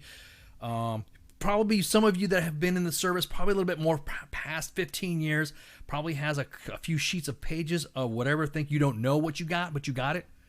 I have no idea. And right. I was a military kid that went overseas with my dad too. They stuck us through with so many things. Like, remember those yellow shot records? Yes. I had 2 of them. Like, yep. Same here. The first one got filled up. Right. So who knows So what leaders, all they stuck leaders, instead of fucking dropping your bullshit on fucking Twitter and Facebook, talking about how you hate motherfuckers that don't take the shot, encourage your soldiers, because the soldiers, the soldiers that are taking the vaxes and the ones that have units that have a higher vaccination rate in stats are the ones that have leaders that's respected. I'm serious. We're looking at because if you're saying I hate my fucking soldiers or they won't take the shot, Right. guess what they're not going to do? Right. They're not going to take the shot just to fucking grind your gears. Right. Exactly. They really probably don't care whether they get it or not. Right. They know they're eventually going to have to take it. Right. It's going to come down. do it now because it pisses you off. It pisses you off because they remember what you fucking said, and they, you know what? They kind of fucking remember how you acted during when this pandemic first fucking started. You didn't do fucking social distancing. You didn't respect them when they were telling you have to come to PT. You have to come to PT. I'm going to put you out of the army for a family care plan when you just should have had some fucking empathy. The soldiers remember that shit. They're going to go like, hey, sir, hey, First Sergeant, I remember you trying to put me out of the army and now you want me to vax? No. Yeah. So leaders, show some empathy. Show some respect when a soldier does not want to take it. Give them the information that's out there. I don't want to say like, peer pressure and shit, but yeah, talk to your... Because again, we're seeing the stats. Units have asked us not to do it, and sometimes, occasionally, when a unit will hit us in the inbox, I'll say, "Hey, how's your COVID stats?" Or all blah blah blah. Oh, they're great, blah blah blah blah. And then I'll kind of look at their unit pages and stuff like that. You can feel it, right? Hey, I love my First Sergeant. Have you did this, whatever. So, have I caught COVID-19? I was exposed. Myself and my son were exposed to COVID. And we had to get quarantined and locked down. And I did have symptoms. There was an event where I was out for what was it, like almost 4 weeks? Yeah. I was out for 4 weeks. The middle of December until like the end of January, I was really, really, really fucking sick. And this is all before all this shit happened. And this was last year. And I docs and everything. Well, you got pneumonia, blah blah blah. You got the cold. So now they're going back and saying, you probably had COVID. Yeah, same with me. And it was that same timeline. Yeah. And so I'm like, okay, cool. Yeah, and my daughter did get directly exposed at school, and she had to quarantine for 14 days, and she was pissed about that. Right. Well, I mean, remember when you were, I remember you blowing up my phone asking me if I was okay. And then you talked to me, and you're like, how could you? You're not planning on going under. I mean, you were like freaking. You put me on quarters. Yeah, I didn't. Yeah. It hurt. Mama Bear comes out. So all the symptoms that I had or what I went through, same thing everyone who's had COVID has got through. And then when me and Baby Ice got exposed, and of course, and obviously, I'm no doubt we got it, and still, symptoms of fevers and blah blah blah, achy. And then again, I will tell you who's been the fucking gold standard, and it's not because he's an honorary admin or legend has it that he is one, is General Donahoe and General Abrams. They've had the gold. They got the gold standard about this stuff. Usually, and that's some of the feedback, the positive feedback that we've been getting from the organizations where that. I mean, there's a couple of complainers in there that are like, hey, what about this? Hey, what about that? But it's nothing more than a conversation with those individuals and their PAOs. And like, hey, what's going on? We got this going on. Yep, this is what we're doing. This is what we're doing. And an explanation, and then they explain to their force. All the other units, I'm kind of seeing, kind of like half and half. But there are some organizations right now that their leaders are trashing their soldiers on social media, and it's a no-go. If you want your soldiers to fucking take the fucking backs, stop thrashing them on fucking line. Because you're not. Yeah, it's got to be Cav. Why are you talking about me all the time, Cav man? How you doing? It's been a minute. It's been a minute, Cav man. Get up, Ice. But don't fucking. And leaders out there that are listening, soldiers, first sergeants, platoon sergeants. I know because we got a lot of senior NCOs in the chats right now. Tell the facts. Just report what's going on. I got it. Understand there's a lot of information out there. Don't be sold on listening to fucking. Don't use what is it? The University of Facebook medical department. And then as soon as see, that's the thing, Jason. Once the order happens, then it happens. Once it happens, it happens. Then there you go. Then once we say it's an order, then sleeves up. We'll be right there, put it right there. Go get back. We will. As a matter of fact, I'll give you my word right now. Once that order comes down, U.S. Army WTF Moments and WTF Nation Radio, just like every other thing we talk about on change of regulation or policy, we will put that information out post haste. and you will get it out, and we will start our WTF Nation Sleeves Up campaign. Roll them shits up. It's getting and then it'll be a race. Then it'll be a race. Yeah, who get the most stats? It'll be a MedPros race from hell. Oh, it will. Because like they're not going to have enough. Like as soon as they get like FDA approved, and then the Army can say now you have to get it, not emergency approval, but like the full approval. Then just like you have to get flu shots and every other thing that you have to it's gonna be dropped into just like another MedPros thing anyways. So I mean, I'll be honest with you, I personally think that it's gonna happen soon, and when it does, then might as well do it. But that whole mentality, it's gonna get approved anyways, it's gonna be mandatory anyways, it's gonna be, so you might as well just get it now. That's what soldiers are remembering. These are the same soldiers that remember you when you dicked them over during PT, or made them come into a bunch of Zoom classes, or threatened to chapter them with family care plan issues when their CDCs were closed because somebody got COVID in there. Soldiers remember that shit. Or make them wear like a full uniform in the barracks. Exactly. They're like, you can't just like show up at PT or something like that.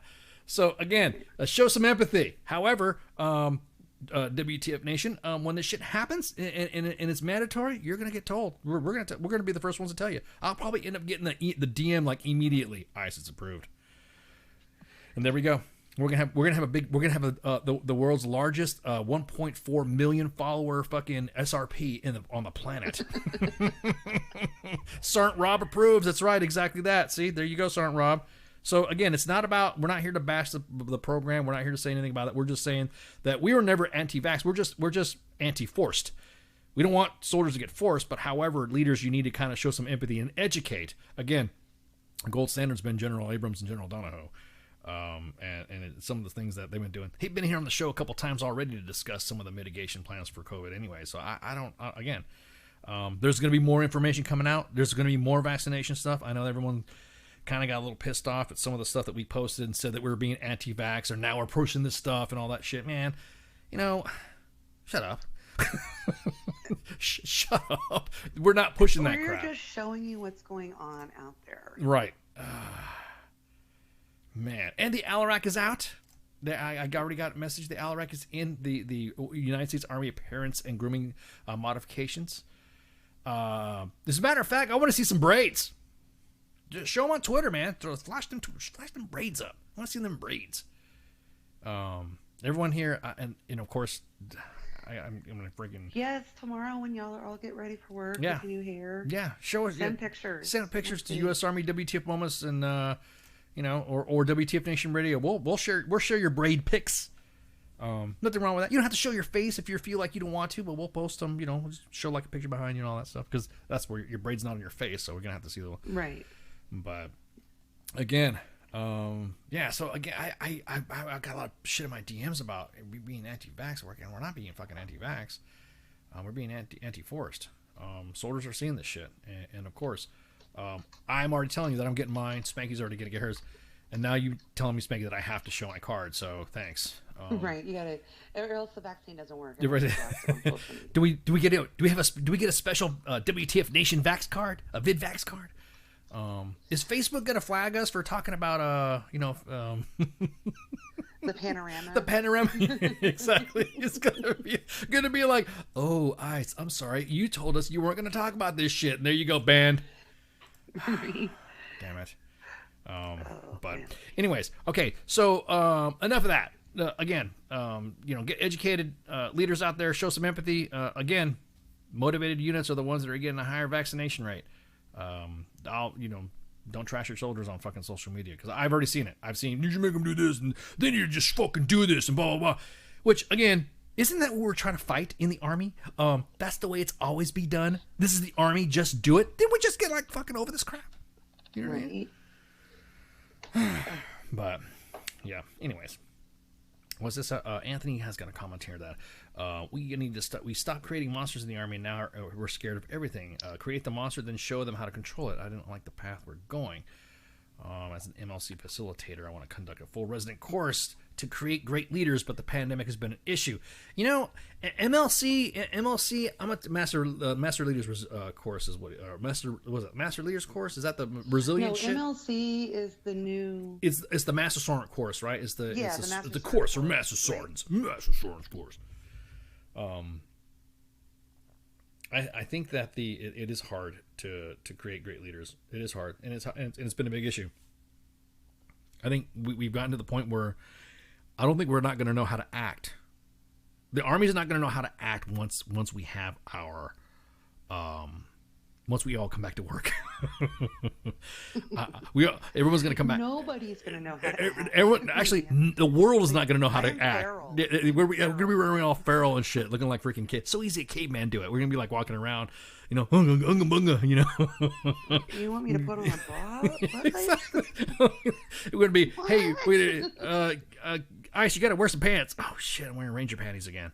Because I've been I'll go with some sweatpants. I've been living the T-shirt and Ranger panties life, unless I'm going to B-dubs, and that's it. I T-shirt and Ranger panties is what I'm wearing. Like right now, I'm wearing T-shirt and Ranger panties. That's all I do. That's what I'm comfortable with. And everyone's like, hey, you gonna do the Zoom? Yep. And I'll put a T-shirt on that looks like decent, but no one will see me wearing Ranger panties. And then I'm like, oh, I got to go do something, and I'll turn my camera off before I do something else. No one's gonna know how to act. The Army's not going to know how to act. I can't wait for all these people. I don't know. Maybe the Army's going to be cooler to each other. Maybe it's going to be a different. I don't know. We'll see. We'll check that out. So the next story. Okay. I think, what was it? How many weeks ago did I talk about this shit? It was like a couple weeks ago or something like that, or what was that? Which shit? It was Harold Earls. Remember that guy? He was the Republican who was running for the Georgia's 6th congressional district. Yes. And I'm sorry. That must have been a Monday. Yeah. So everyone's. I blasted him. I blasted him specifically on Twitter and said, "Hey, you're going to be the third headline on tonight's Sergeant's Time." Believe it or not, this is our third headline. God, man, we talked about ponytails. We talked about Alarax with COVID and shit. And now we're going to talk about Harold Earls. Now, if you guys don't remember Harold Earls was the individual that used Arlington National Cemetery as a backdrop for his campaign. He's even talking about, I was up at Everest, I did this, and yada yada yada. And he's complaining about all that. He's got all these great pictures. I'm just scrolling through the video right now, so that way I'm not playing it. And he's got the family pics, and he's having a baby, and all the kids, and this is so awesome. Looks like good, clean, and wholesome family values, and oh, this is great. And then he starts going into this freaking this pictures of him in Arlington, and he starts talking about his tomb badge, and he was a Tomb of the Unknowns guard, and he really starts going off on this. Hey, look at service to my country, and I'm thinking, wait a minute, you ain't supposed to do that. You're not supposed to use Arlington. There's specific. I mean, it's really strict on using any type of this filming. Now, of course, there are some B-roll that's out there within the Department of Defense's video archives, but you're not supposed to do that shit. You're not supposed to use that. And there were some videos that we had posted earlier of him taking pictures of someone's video, and look. Everyone says, oh, this is archived from the DOD, but this looked like it was fucking filmed the same fucking day. Of a cemetery and the funeral honors of the fallen. And I'm thinking, dude, really? Are you really doing this? There was also a scene where there was a family member looks up as if she caught somebody filming. As she's like, what the hell? What's going on with this? So everyone's like, Ken, did you see this? I'm like, what the hell? Everyone saw this. And even members, he's a West Point graduate. So the Department of Defense right now is investigating whether a former Army officer abused his position, either employing the video he made while on duty or misusing military media assets for a partisan political ad for his congressional bid. So it was in April. Yeah, I guess it was a couple weeks. Damn, we're already in May. It just seems like, I don't know. It just seemed like it's been 84 years, It does seem like it's been that long. It does. I think I missed this night, but yes, I do remember the whole story. It was pandemic time. It's like pandemic time is like years. You know what I mean? It's like dog years. So for every couple weeks in pandemic time, it seems like it's like a couple months. So Harold Earls served as an officer for just shy of 6 years and announced that he was running as a Republican in Georgia's 6th congressional district, which includes the northern Atlanta suburbs. His announcement used footage of Gold Star family members burying and mourning their dead service members and close-ups of the graves. And, of course, was met with scorn on social media by yours truly as well, and 8 soldiers who served, who spoke to military.com about him. Defense Department spokeswoman Cynthia Smith said, "We are working to determine if and what appropriate action may be required." Earl's campaign launch ad focused exclusively on his military service, all few years of it, and the video shows troops guarding the Tomb of the Unknown and also others performing burial duties, and where Earl's served as his bulk of his army time in as a tomb soldier. Footage includes close-up of the graves where the names of the fallen service members are clearly visible. It does not break any laws, but of course it's unclear whether Earl's campaign received family permission to use the images in a partisan advertisement. I guarantee he probably did not. He probably did not. He didn't. Yeah, exactly. Steve figures it's a West Point officer. No, there are some West Point officers that are aight. I mean, there's some that are aight. There's some. There's some.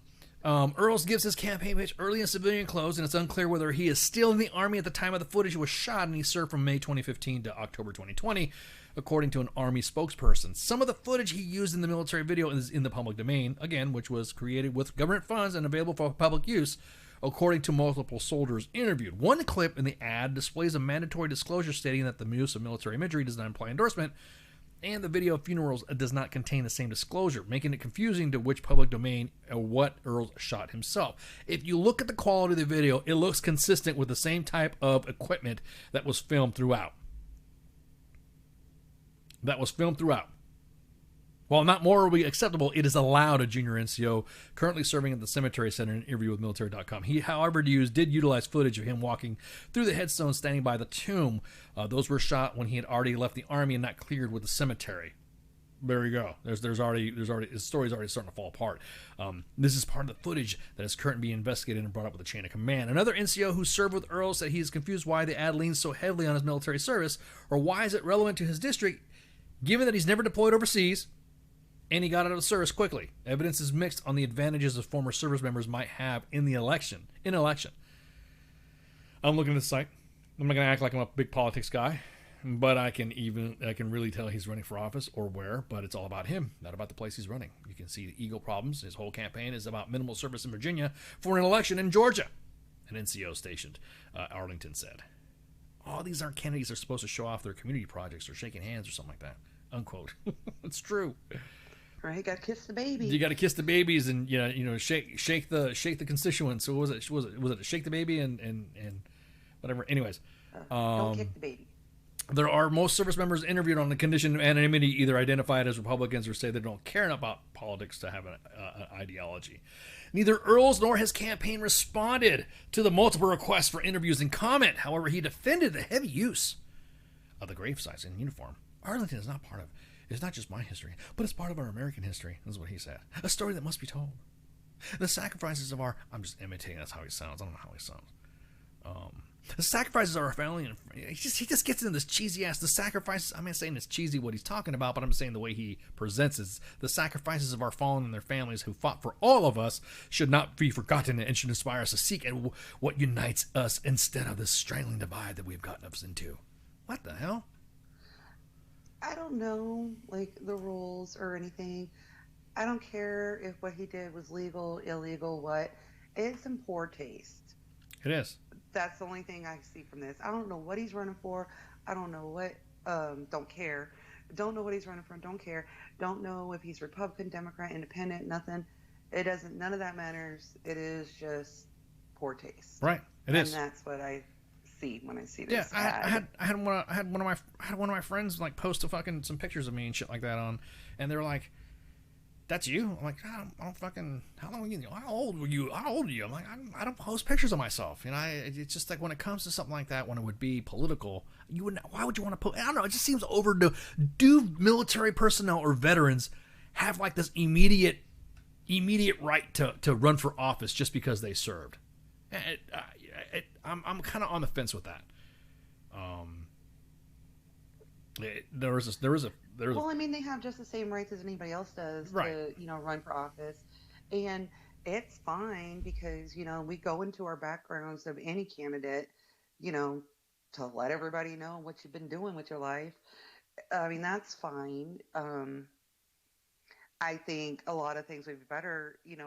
There was at one point, in time where just about every male in Congress, every president, everybody was a veteran because, the draft and World War II and all. But it's not the only thing that defines you. Right. Well, I mean, so as long as they're bringing something to the table other than, I was in the Army, okay, so was I. You don't see me running for school board. What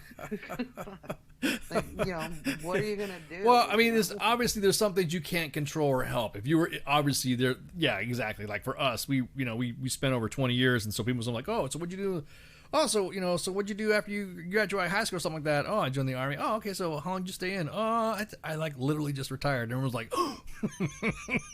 They're like, what? You just like, yeah, like literally just retired. So you've done nothing else? I'm retired. I'm retiring right now unless I get some work, and then I'll start doing whatever. But yeah, supposedly there was this fucking, he went to Everest, and I guess he lost his goggles and shared it with a Sherpa who developed snow balance and nearly fell off the mountain. I guess supposedly he left his Sherpa behind or some shit.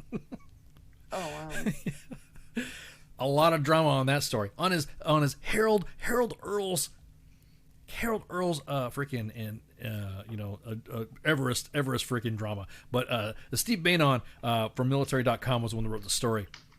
So I just thought it was kind of funny that we talked about this before. And I was like, is anything going to happen to this? And so Steve got the scoop and jumped on that. So again, I will continue to harangue this captain about this. So there you go. That's the story on that one. So this next one is another Morgan. I forgot to do this one right here where we talked about the sexual assault. You said you wanted to talk about the sexual assault stuff. Oh no, not really to talk about it. I just wanted to bring up that it was put out today by, oh my gosh, you're going to make me forget who said it. It was Morgan? Yeah, but like... Oh, the undersecretary... Oh, the undersecretary... Yeah, she does. Undersecretary The Undersecretary of the Army. Which basically sums up like my feelings because I think it is such a step in the right direction. Right. That... So it was Johnny Whitley, the Secretary of the Army, said that implements immediate modifications to the SHARP program to address select findings and recommendations contained in the Fort Hood Independent Review. Effective immediately, if sufficient info exists to permit initiation of investigation, commanders will appoint an investigating officer, or IO, from outside of the subject's assigned brigade-size element to conduct the investigation. It's big because it's always been internal, right? Right. It's usually like someone that knows everybody involved. And the point is brought up, like they all know each other. Well, it's still better than, in my opinion, having someone like from the same battalion, or even the same, like it happened at a company level, and it's just someone of a battalion that's investigating it. I don't care who you are.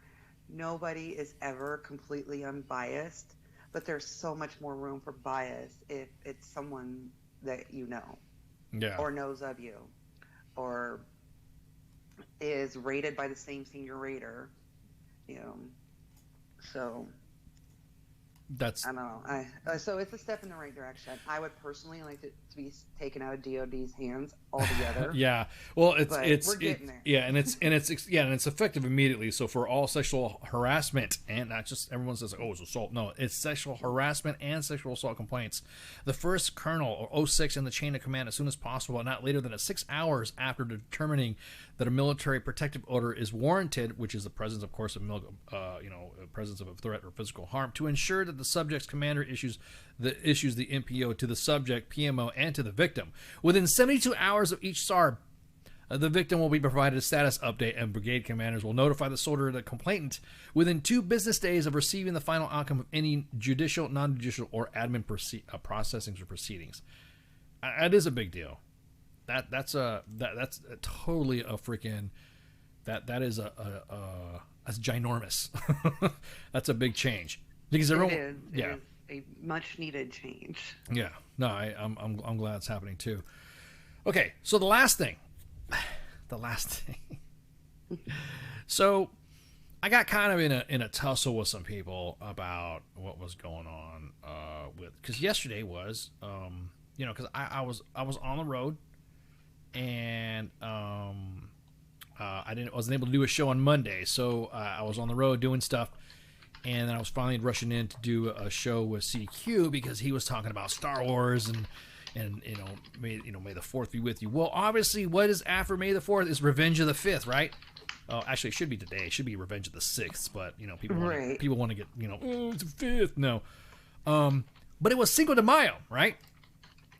And I got people kind of like going, what? I had to. I rarely throw. I'm just a two-toed Mexican, okay? I rarely throw my race out. All right. I don't ever talk about my heritage much. I don't really, but I got onto somebody about talking about cultural appropriation, and I said, "What are you talking about?" And I'm talking about Cinco de Mayo, blah blah blah. I'm like, look.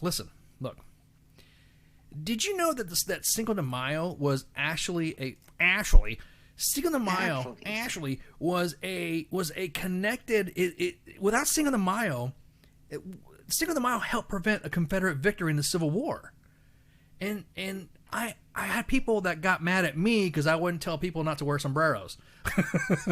Like I thought the way I see it, what I want. Yeah, exactly. Cool. If you for Cinco de Mayo, it doesn't matter what race you are. If you're celebrating Cinco de Mayo and you're not Mexican, you are actually celebrating the victory that prevented the Confederacy to win the Civil War. Everyone talks about Mexican independence and all that stuff. It's not Mexican. It's not going to be. It's actually September 16th, or the Mexican Revolution. But it's not. It is the defeat of French forces by an undermanned Mexican army at the Battle of Puebla. Now, May 5th, 1862. The Mexicans beat the Confederacy. Beat that ass. They help us win the Civil War. So when I see somebody drinking some shots and drinking margaritas and throwing a sombrero on, that's, hey, you go you. That's awesome. I put it on the same level of those cosplay people, because you know how those Civil War reenact people, how they like to wear the Union stuff. That's cool, right? And then I kind of like in a dig to the Confederacy. I like it when people wear sombreros and stuff like that during Cinco de Mayo. So the way it was is that lead up to the battle, the Mexican government, bankrupt after decades of internal conflict, announced that it was suspending debt payments to its European creditors, right? It's like, we can't pay. So Spain, the United Kingdom, and France, we don't like this shit. You need to pay. So they sent forces over to Mexico and to collect. So Emperor Napoleon III, which is the nephew of Napoleon Bonaparte, said, no, screw that. No. So he figured he can go into Mexico and become like the first colony for Francais in a stronghold of North America. And while Abraham Lincoln was fighting the Civil War, he was like, shit, America's not going to stand in the way. And even better, he wanted to install a government in Mexico City. He could provide guns to the Confederacy in exchange for Southern cotton, which was a scarce commodity in Europe. So, in 1862, well-trained French forces under the confident command of General Charles de Lauderdale marched into the port city of Veracruz at the aim of capturing Mexico City. But on Cinco de Mayo, the French took a surprise beating at that ass whooped at Puebla at the hands of Mexican General Ignacio Zaragoza. With a ragtag group of enlisted and volunteer troops, the French army retreated to Veracruz to lick its wounds in that ass, not to return to take Puebla until a full year later. So some contend, of course, back and forth, the delay gave Abraham Lincoln just enough time to win several decisive Union victories. So, in a way, he could help provide, Napoleon was trying to, provide upgraded artillery and munitions to the Confederacy. That battle stopped that shit. So when anybody says, you don't need to be wearing that sombrero, hey, own the Confederate. I literally had some Southern friends that got mad when I said, you're celebrating a victory against the Confederacy, right? And they're like, no, whatever. Shut up, man. That's not what. Yeah, you are celebrating a victory against the Confederacy. And I explained to them, being that I'm the resident Mexican, and they get pissed. They got pissed that I would even. There's no way that it happened. I was dropping links, videos, and shit like that. I'm like, I don't know, man. The last time if you're not believing a Mexican and what happened during Cinco de Mayo, then you really got. I don't want to like using this term a lot. Then you really need to check your ass, man. So everyone's like, I don't understand, whatever. So believe it or not, there was people in California, people in Texas that supported this. There were people in Arizona and all the states. So really, it was freaking this was the shit. So, in a way, every time you are celebrating, and again, I see your Instagram posts, I see your Facebook posts and Twitter posts, I see them snaps, because I have other accounts that, you guys have, and you know what? You look good in that sombrero. Celebrate. As a matter of fact, everyone who has family in the South that's celebrating this shit, you could do it. Do it. Because you know what? I celebrate St. Patrick's Day with you. I wear the freaking leprechaun hat and shit. I don't care. Thank you for letting me. Drink the green beer. I drink that green beer and that coffee tasting Guinness stuff. Yeah, exactly. Yeah, exactly. So I don't get the ass. I mean, people were getting mad at me because I wasn't like taking their side. But the people that I offended the most were people who were like talking about the Confederacy, like, oh, the Confederacy. Could you imagine? Hang on, I gotta cue the music. Hang on, let me get the music right here. Could you imagine? Here we go. My dearest Jessica, I had dinner with Ken. Everyone knows him as Ice. He revealed to me some information that I could not behold for my ears. Apparently, drinking tequila means I don't like the Confederacy. So, at the battle at Taco de Carne Asada, Ice informed us that Mexico helped us lose the Confederacy. Dude, man, I was fucking loving it. I was like, they were like getting mad at me. They were like literally fucking getting pissed. I'm like, dude, for real, man. France wanted your cotton. They wanted to take your shit, and they were like getting mad. They were like, that's when I really found out that they were really. I thought they were just joking around, but they were really fucking Dixie people, and they're like really out. And then I started making. I did the Civil War imitation, and they were getting mad. I lost a couple friends. Let me put it that way. So of the 5 people that I was hanging out with, 2 of them don't want to talk to me anymore. They were getting mad. They'll be all right. Yeah, they were getting mad. So then I was like thinking, and then I did this. I said, I do a Civil War bit on air, and I make, I talk about Civil War letters and stuff like that. But I was like, no shit, these guys were really good. So again, if you are drinking tequila and you are wearing a sombrero, you are symbolizing the victory against the Confederacy on Cinco de Mayo. Drink up. As a matter of fact, I recommend that you drink coffee Bustelo. Also drink. Oh, that's not really Mexican coffee. That's Puerto Rican. That's island coffee. Or you can drink some Tecate, or you can drink some Dose. Please drink away. I am more than. I bet you right now there's a bunch of listeners going, I didn't know that. Shit. No, you're right. I mean, I've learned. Wait. Did you? Like so much about Texas history. I did not even realize there were so many Civil War battles. Yeah. Here. Yeah. And like the last battle of the Civil War, the Confederacy actually won in Texas, but we'd already lost the fucking war. It just took a while to get down, to the words over here to Texas.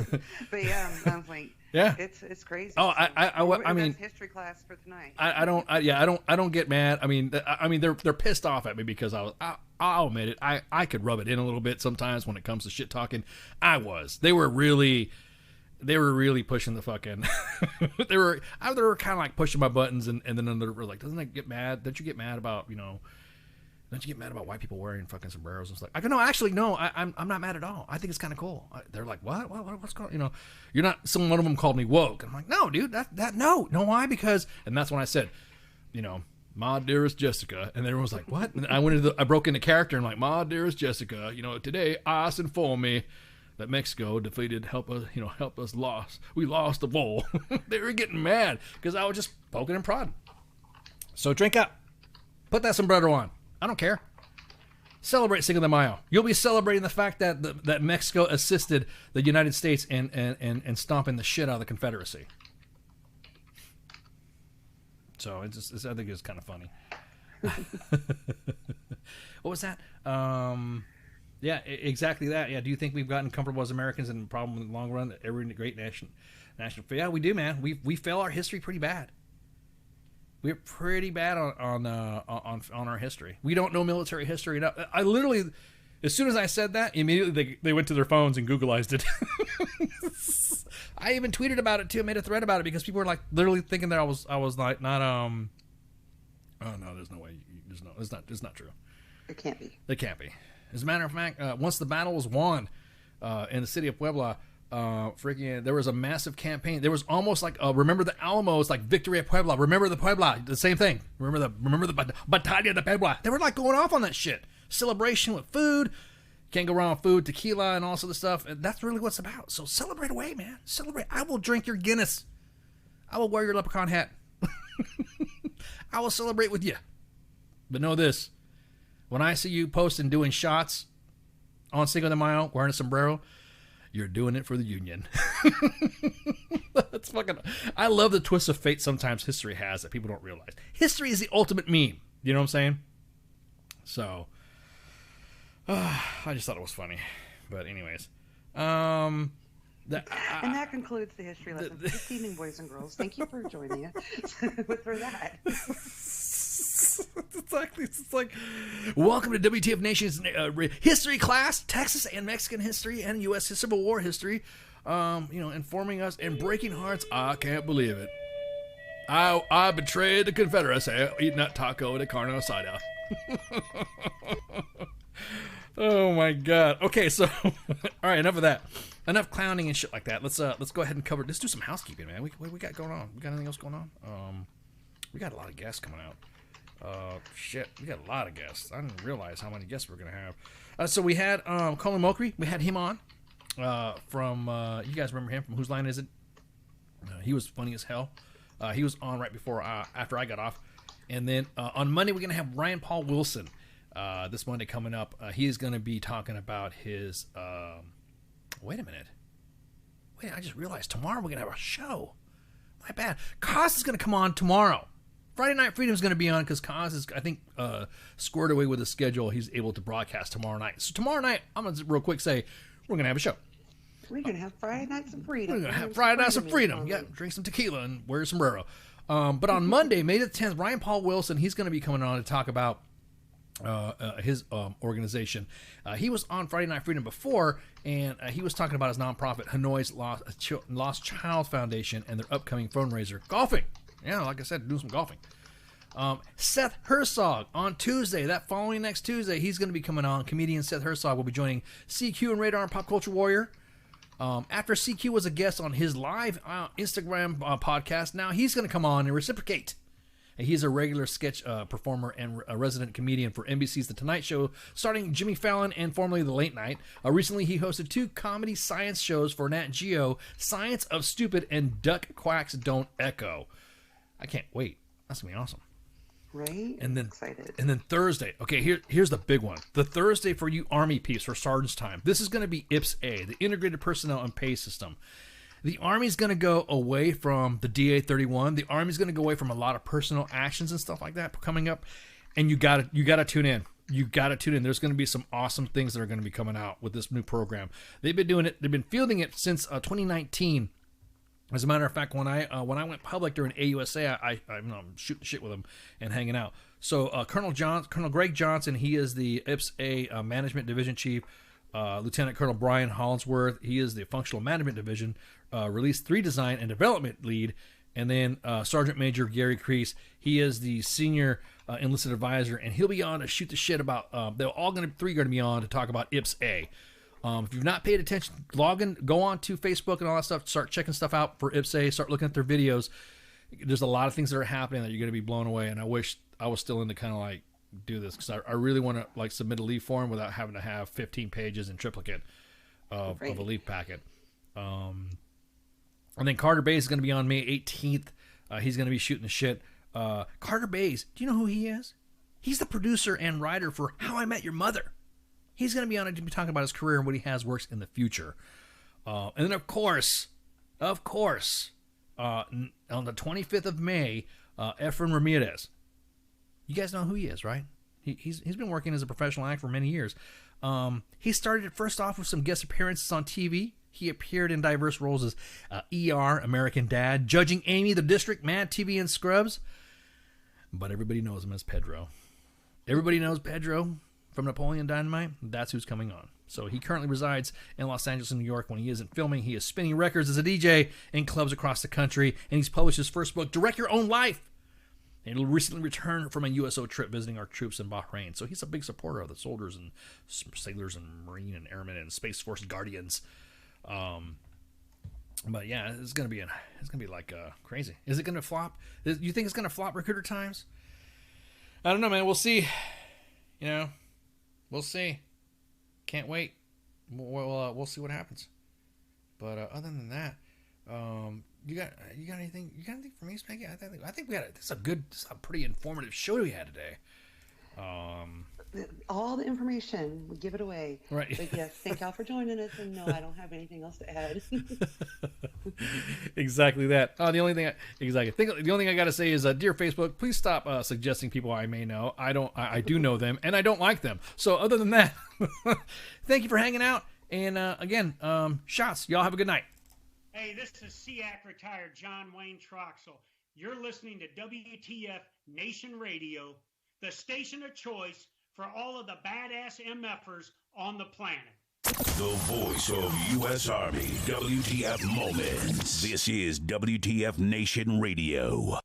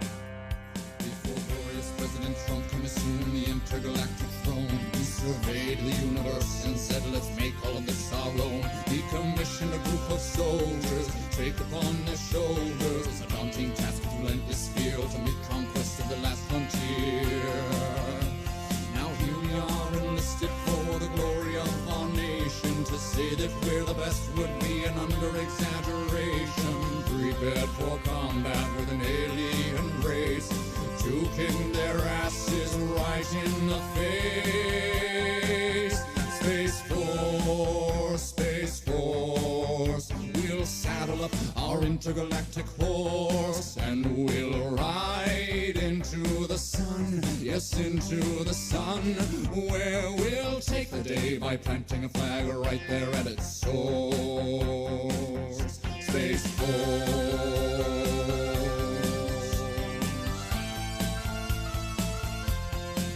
And now they say that they've discovered life up there on Mars, so let's blow it all to hell and then claim it for ours. We'll paint the moon red, white, and blue for no other reason than we wanted to. Oh, Jupiter, imagine what you could become. A stupid, pointless planet turned into a giant gun. And Russia, so sorry, have to burst your bubble. Be a good sport now, sit back, relax, and watch us through the hubble as we celebrate the greatness of the United Planet of America. Space Force, Space Force. We'll saddle up our intergalactic horse and we'll ride into the sun, yes, into the sun, where we'll take the day by planting a flag right there at its source. Space Force.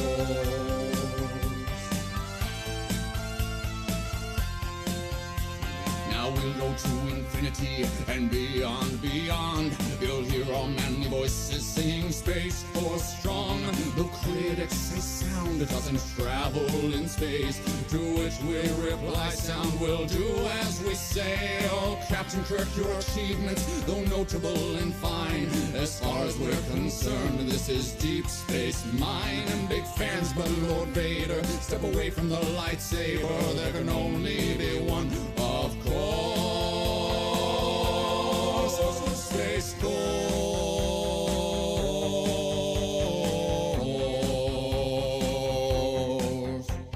Ra-da-da-da-da-da.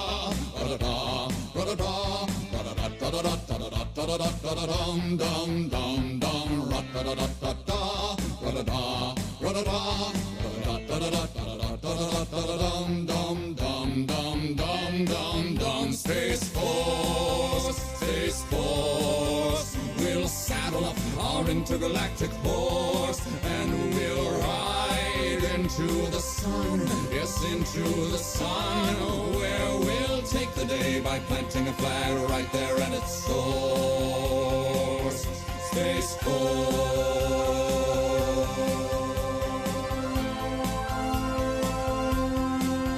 Space